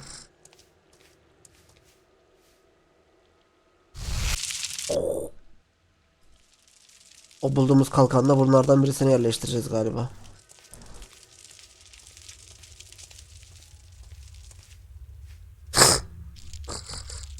How dreadful. Judging by the broken orbit, this poor fellow met a death similar to Sir Rodney's. This shoe is not from the Roman era. It is medieval at best. This man was a tomb raider who met with an unfortunate end. By the eye he was punished, for he saw that he was not worthy.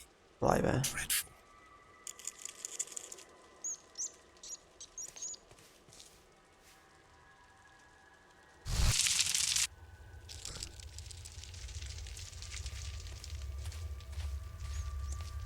Buradaki sütun kırılmış. Selam. The pillar collapsed a long time ago.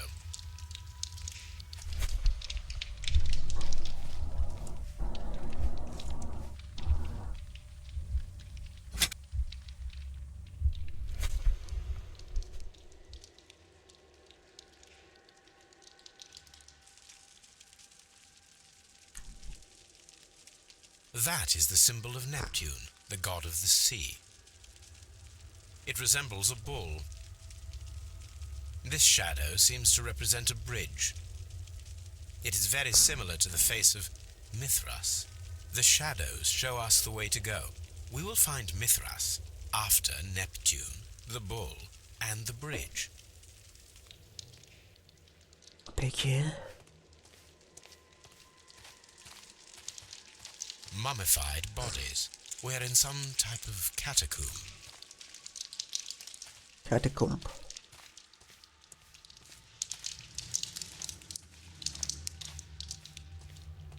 Gelsene lan. Watson. A shovel, not from the Roman era. Mummified bodies. We're in some type of catacomb. Mummified. Anladık. Burası çökmüş. We cannot go any further.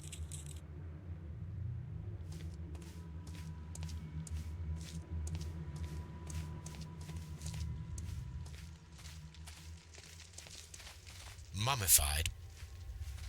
Mummified. Mummified. Mummified. Mummified.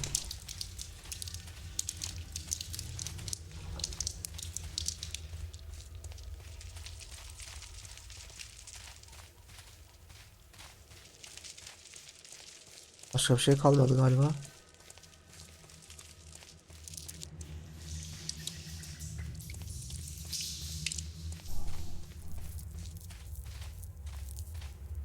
Peki.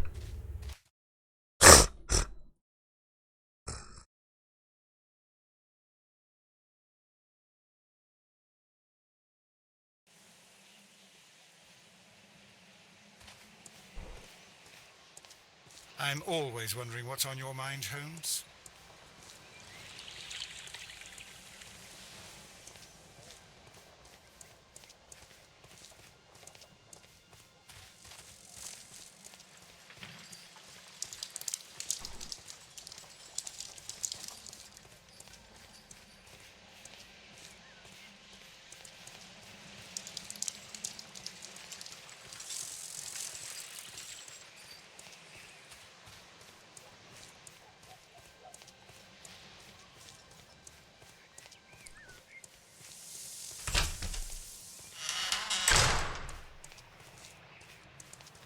Sen orada kal Watson.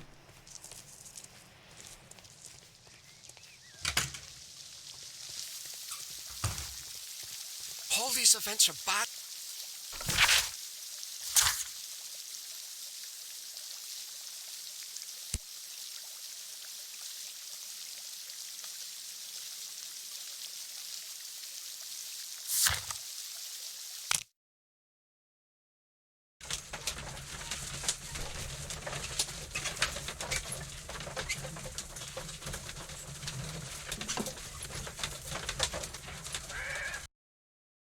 Gidelim bir analizini yapalım bakalım neymiş.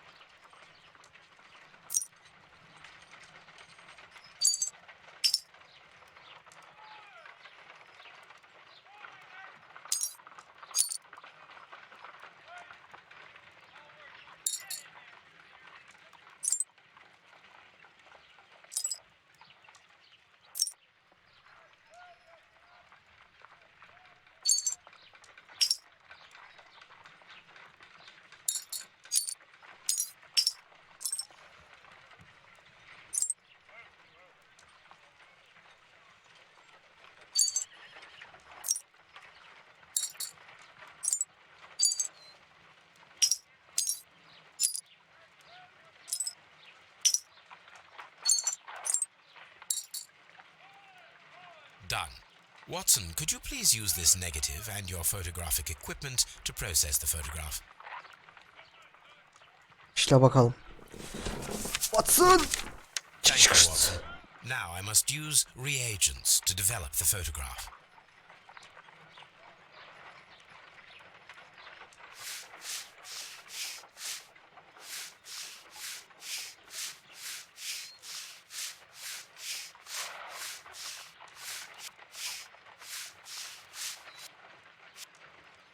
Ice cream in the desert. Çölde dondurma. We are indebted to the Romans who developed the technique. Sir Rodney. Ice cream. Ice. Salt. Another archaeologist, most probably. The Pyramids of Giza in Egypt. So that's it. Salt and crushed ice may help to create ice cream.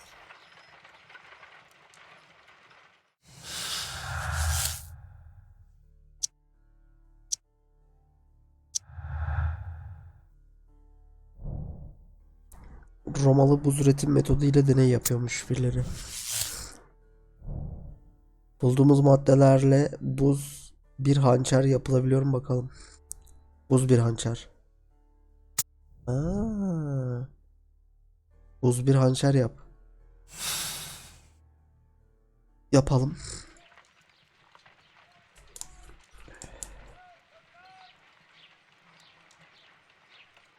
If I wish to shape the ice knife, then I need to pour water inside the mold. Ah.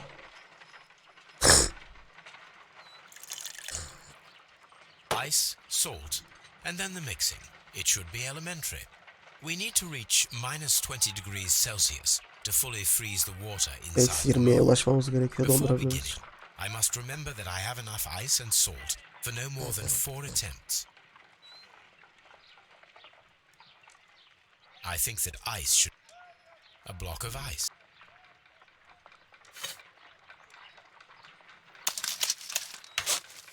Oh, look. The temperature is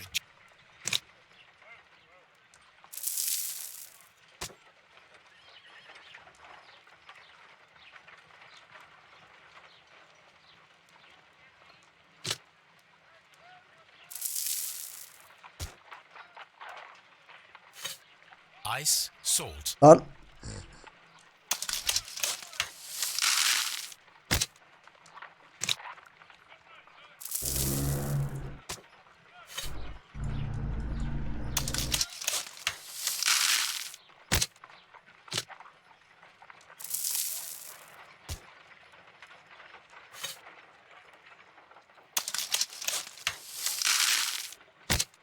It's empty. Evet. Sabitlendi. Ice, salt. We cannot be making it correctly. Let us try again and be precise with the timing. Dalga geçiyorsun galiba. An ice knife. A surprising and yet a very brilliant idea. It's the perfect weapon. Aynen öyle. It enables one to kill a man and then it melts. The only Aynen, trace Kaan'da da su bulmuştuk ya, muhtemelen ondan geliyor. Saplamış bırakmış, orada erimiş, buz ve kanın pıhtılaşmasını önlemiş.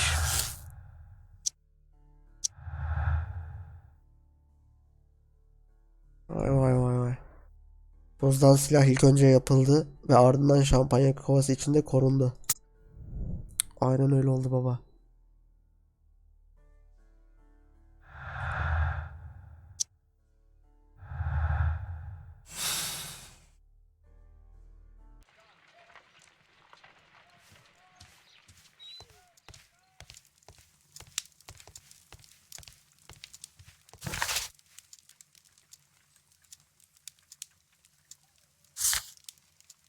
Bunu kimle konuşacağız ya, metrik dizemler? Acaba?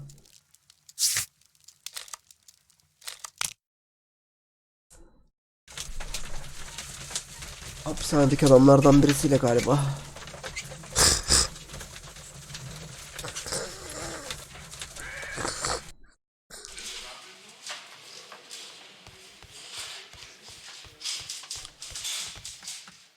Strat geldi mi ya? Locked. Ah. Please escort.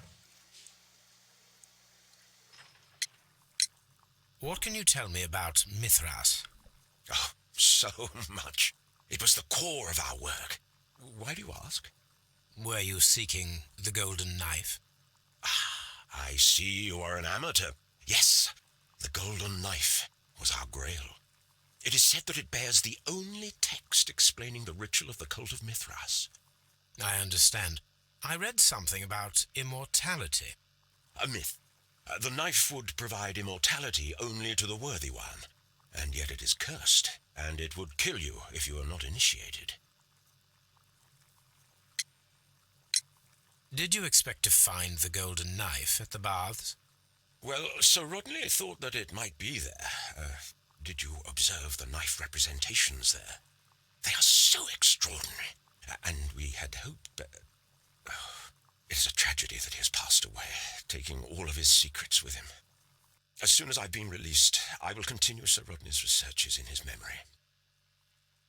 Anladım abi. Bakalım serbest kalabilecek misin?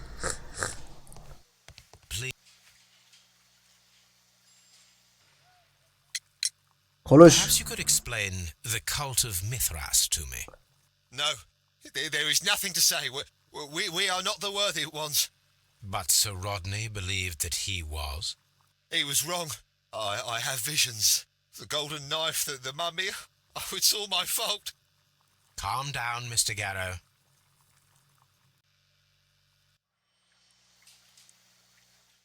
Evet.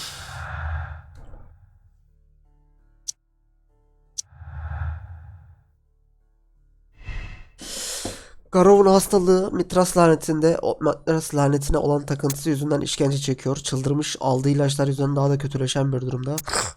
Garov melankolik biri, aşırı ilaç tedavisinin kurbanı, bu yüzden de halüsinasyonlar görüyor ve beklenmedik tavırlar sergiliyor. Sir Rodney'nin ölümünün yarattığı şok bu durumu kötüleştirmiş.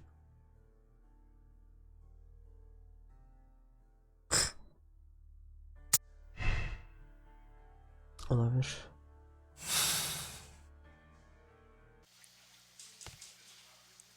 Please. Bir de şu adama soralım.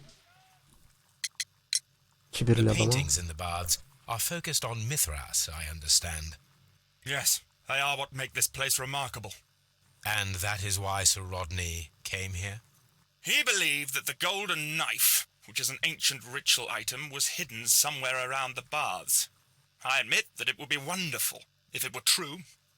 And you are not concerned by the reputation of this artifact? You mean the curse? Before someone is dead, it is a blessing.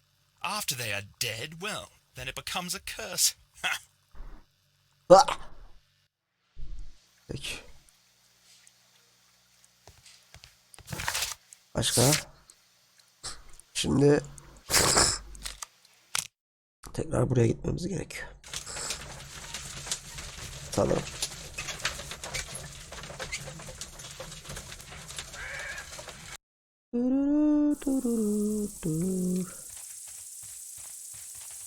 Holmes koş.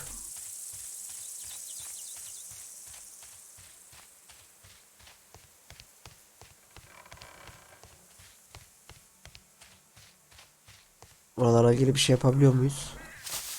Hoppa aldık.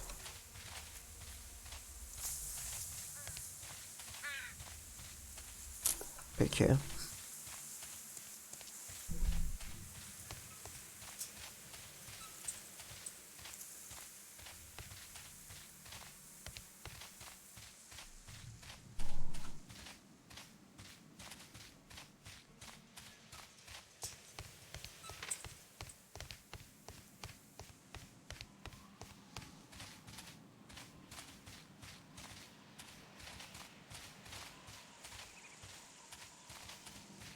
Burada bir şey yok.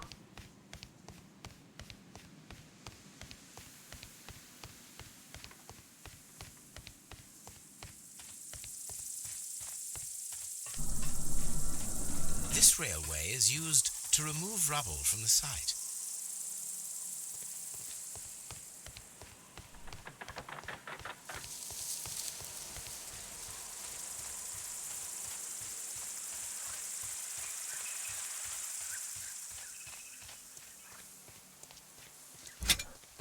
Kanca aldık.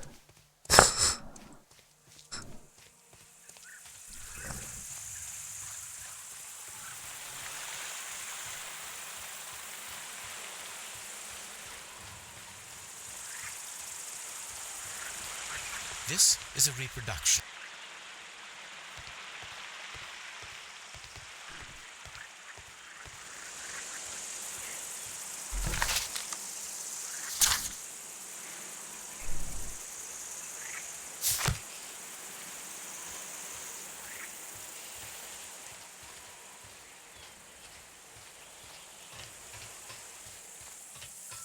Tamam da.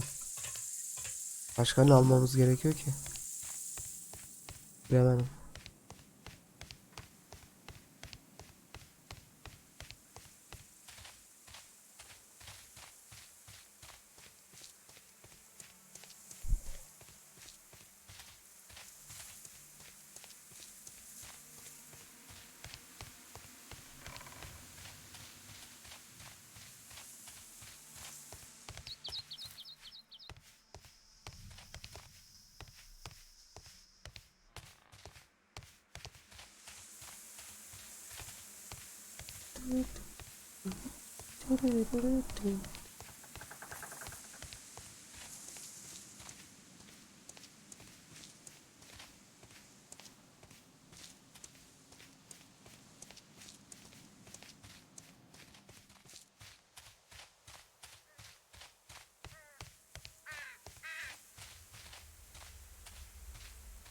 Ulan bir şey çekeceğiz mi? Holmes abi.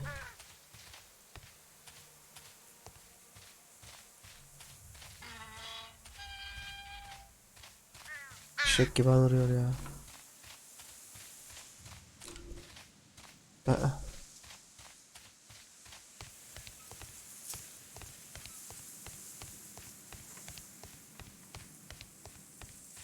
Ee?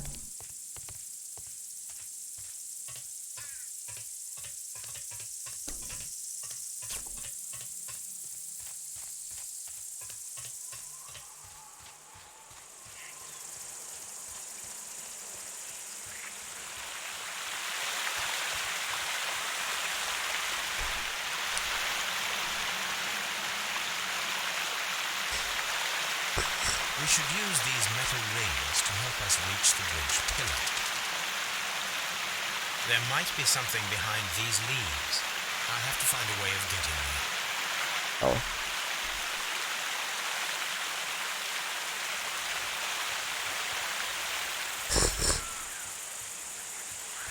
Şimdi I should use the appropriate object here. I should use the appropriate... I should...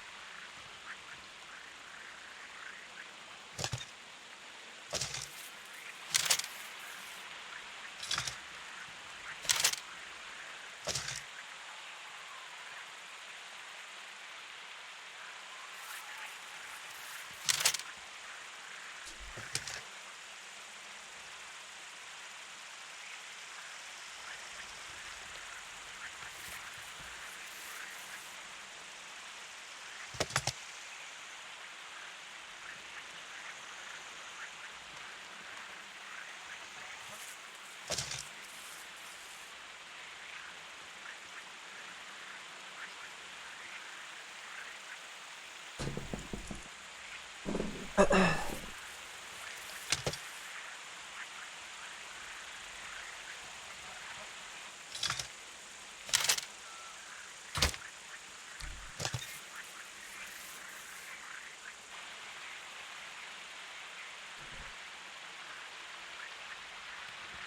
gastrofets were used with ropes and hooks for sieges. Evet.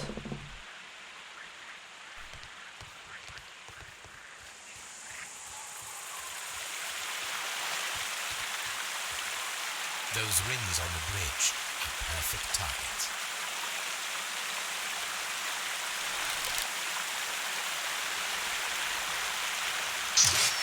Firing a gastrophetes requires a lot of practice.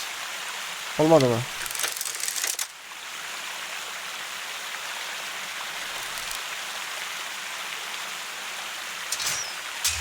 This one is ready. Oldu bence.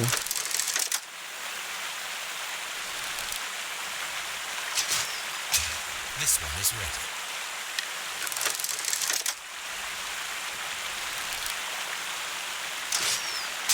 The bridge is ready. Now I must cross it.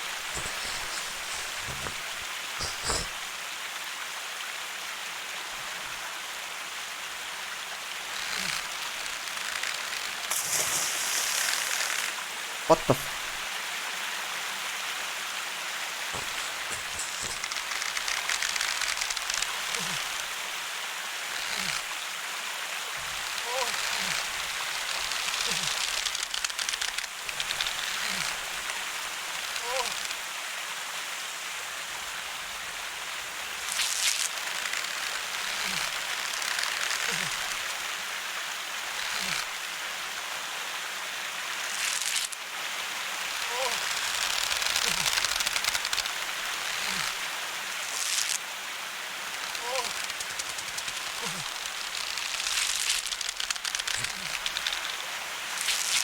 Nereye gidiyoruz oğlum biz?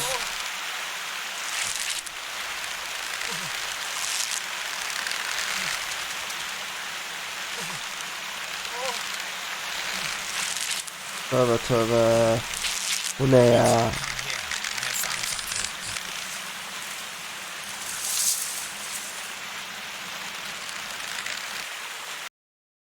Ne buldum yine ya?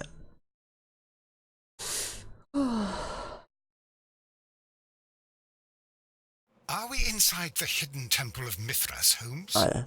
I am not sure. We had better be careful.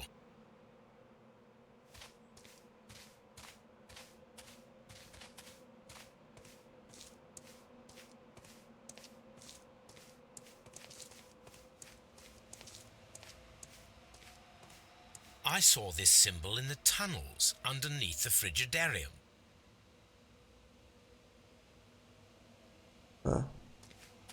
Which way should we go, Holmes? There ought to be some clues here. Let's take a look around. I saw this symbol in the tunnels underneath the Frigidarium. I saw this... I saw... Şöyle hepsi yeşil olsun.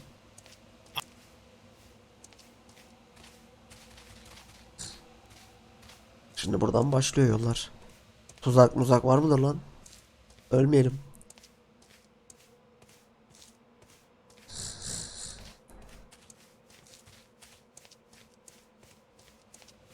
Evet, orası bizi buraya çıkarttı. Mızraktan girdik, buradan çıktık. Peki buradan girsek nereden çıkacağız?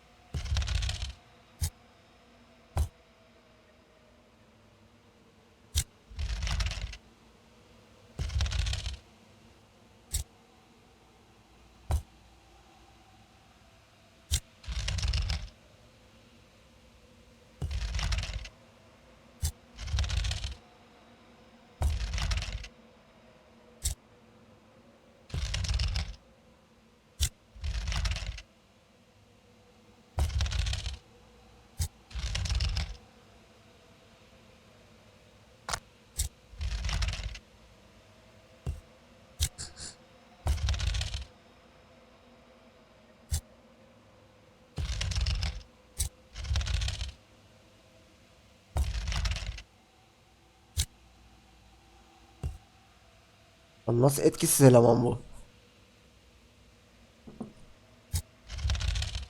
Bak. Bunu aldım, bu alçaldı. Manyak mısın lan? Hayda. Oğlum neler oluyor? Sakin.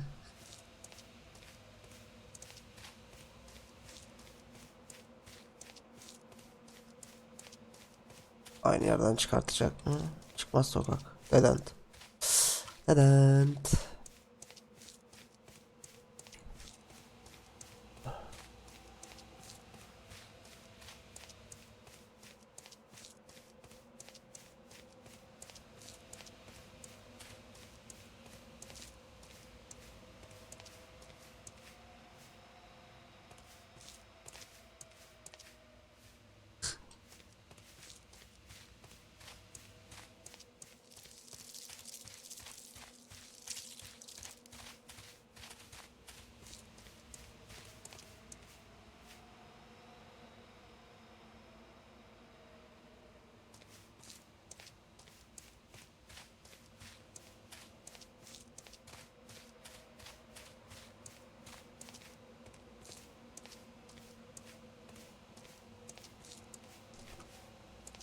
Evet.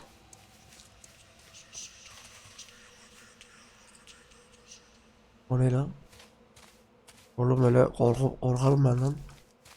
Fısıldamayın.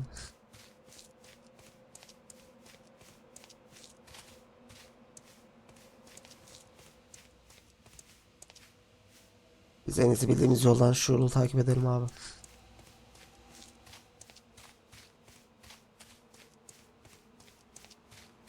Lan Watson oradan gelinir mi ya? Aklımı çıkartıyordum. Manyak herif ya.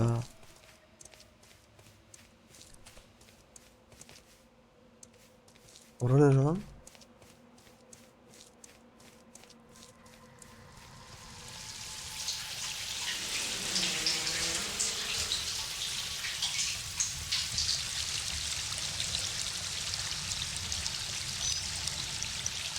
Look, it's the Oh. golden knife. But how to get it?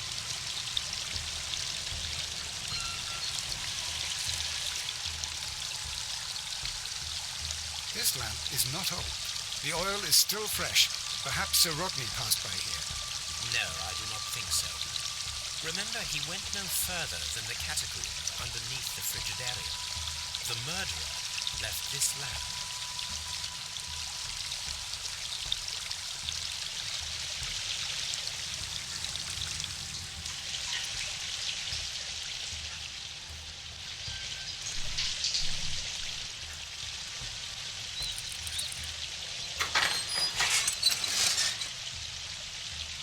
Watson, I need your help. Aha.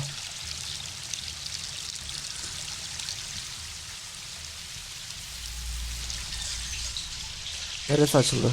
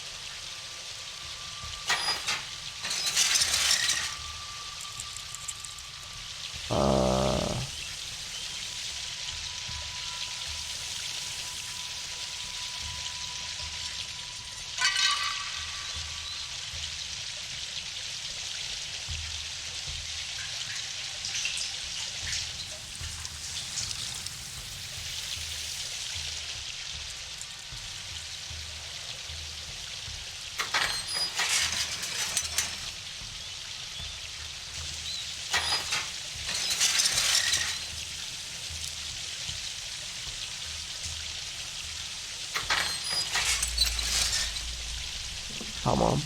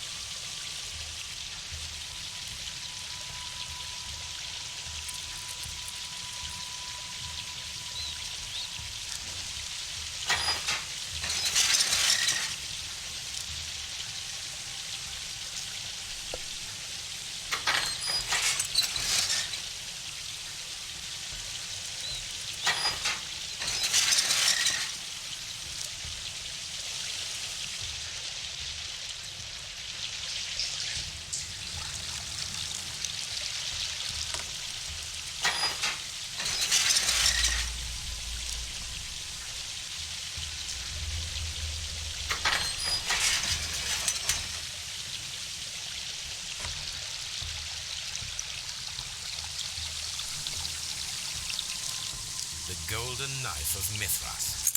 A long-lost relic has resurfaced. Watson, it is time to conclude this case.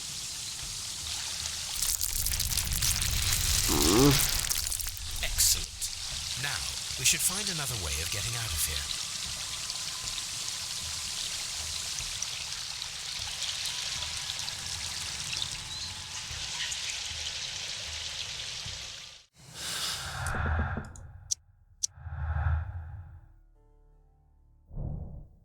Sir Rodney'in sırrı önemli bir keşifti. Mecazi bir bomba. Bunu yoluna çıkan herhangi birine karşı şanı ve zaferi tek başına üstlenmek için yok edici bir güç kullanılabilirdi. Devralmayı durdurma. Banyoların sahip olmasına rağmen Pitkin bu büyük keşfin her şeyi değiştireceğinden ötürü şüphesiz orayı kaybedecekti. Bu olay banyoları kalıcı bir kazı bölgesine çevirecekti. Pitkin'sin istediği gibi bir ticari statü kazanamayacaktı. Ve Pitkin gümüş hançer. Mi? Sörhane'yi keşifleri örtbas etmek için öldürdü. Roma banyolarını gelecekteki başka kazılardan korumak için mümkün olan tek yol Mitra'nın altın hançerinin gümüş bir kopyasını kullandı. Pitkin'i tutukla. Sir Rodney tarafından aşağılandı ve ardından ilk olarak onu ortadan kaldıracak, ardından banyoları tekrar hizmete açacağı kurnazca bir plan hazırladı. Cinayetin yaratacağı gizemin insanların dikkatini çekeceğine inanıyordu.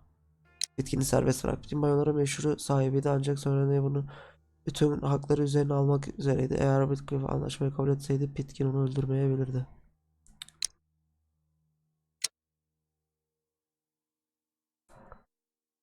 Şimdi bu ve bundan çıkarım oluyor. Böyle yapınca ne oluyor? Buz hançer. Şimdi o diğer tombul abinin söylediğine göre bıçak parlıyor dedi. Şimdi buz o kadar parlamaz ama gümüş parlayabilir. Değil mi? Hadi Legend şampuanın buz kabına sakladı. Saldırıdan sonra hançerimi. Aynen öyle. Pitkin buz hançer abi. Eğer Pitkinse.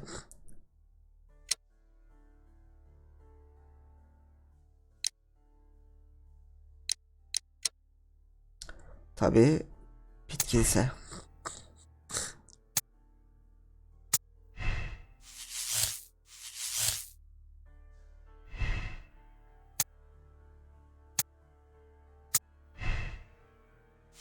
Öyle de olabilir. Blinkhorn büyük bir keşfin başından atılmak üzere olan ödüle layık bir uzman. Hayatının fırsatını kaçıracaktı.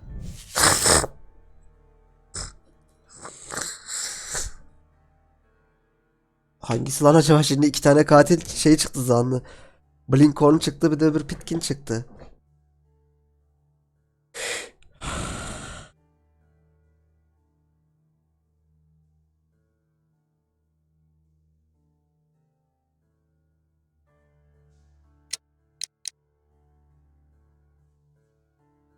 Sir Rodney gücü suistimal edişinin intikamını almak için öldürdü. Bu ölüm ona finansal olarak fayda sağlayacak ve kendi alanının ışığını parlamasının yolunu açacaktı. Mitra'nın altın hançerini buzdan bir kopyasını kullandı. Blinkhorn, Antcliffe'e altın hançerin keşfinin bütün övgülerini kendine alma niyetini olduğunu biliyordu. Oradan kaldırmak kurnazca bir plan hazırladı ve bunun için idam edilmeyi hak ediyor. Bir şey değil mi? Bence Blinkhorn olabilir. Kollarında çamur lekeleri vardı. Ve kaza alanını buna konuştuktan sonra kaza alanına gittiğimizde o çökmüştü ya, kaza alanı o yer. Orada kürek falan vardı. Bu eskiden kalma değil gibi falan bir şeyler diyordu. Büyük ihtimal bu abi. Şu adam. Bütün hayatın altından çırpılmaya adamış biriydi ve neredeyse bütün övgüler Bancroft'ta.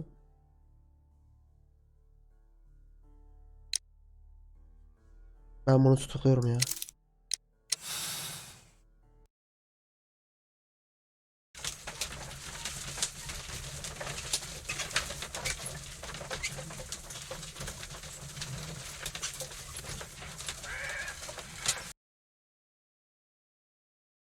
I'm feeling rather uncomfortable. Why have I been put into these cuffs? I fear that you had better get used to them, Mr. Blinkhorn. They are your reward for the murder of Sir Rodney Bentcliffe. What? No, that's a lie. It is regrettable, for you are a talented archaeologist. I will request that you are placed in a prison where you are unable to dig an escape tunnel. That is, of course, if they decide that you shall live. The consulting detective who salutes your intelligence in performing the perfect crime, yes, but also the gentleman who detests your motivation. You know nothing. You wish to be the one who would reveal this to the world. Is that the golden knife? How? I also like to dig, you see. I only followed your trail.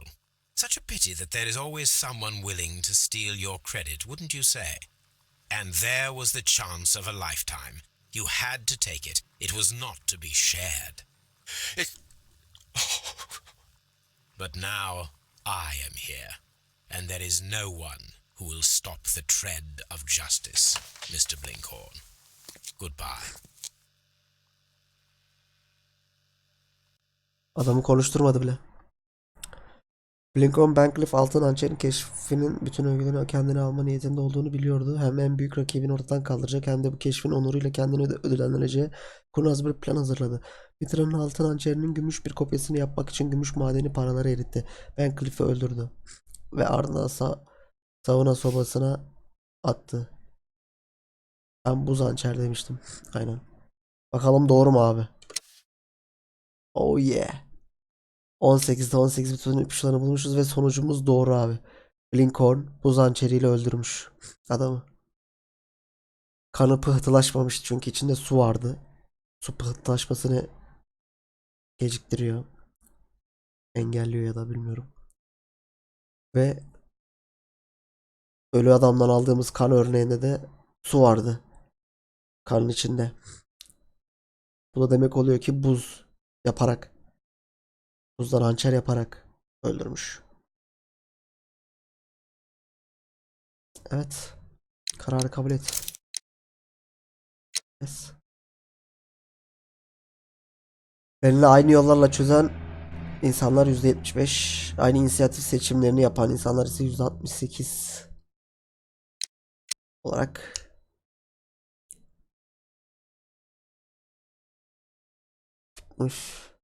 Evet. Ebi çiftliği davası. Bir sonraki davamız olacak. The game is afoot, not a word. Into your clothes and come.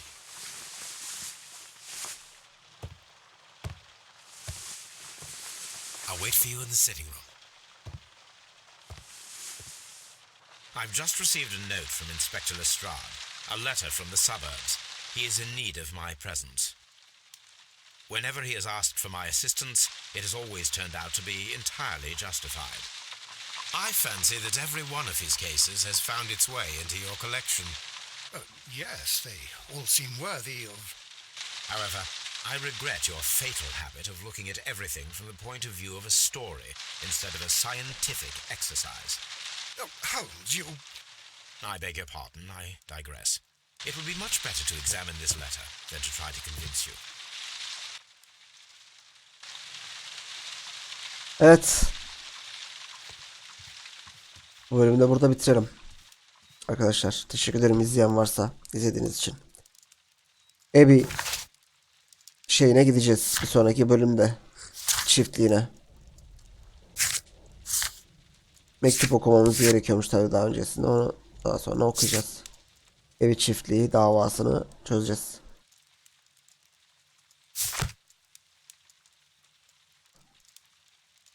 Kalan kimse yok galiba.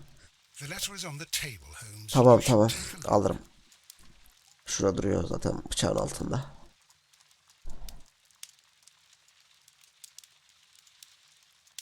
Teşekkür ederim izlediğiniz için hepinize. Sonraki bölümde tekrardan görüşürüz. You should take a look. Yani yarın. Kaldığımız yerden Ebi çiftliğine yolculuğumuz devam edecek. Kendinize çok çok iyi bakın. Hepinize hayırlı akşamlar, hayırlı geceler. Görüşmek üzere. The letter is on the table. Tamam Watson, bir sus ya. Üf, çarpacağım şimdi ağzına. Görüşmek üzere, hoşça kalın. Bay bay.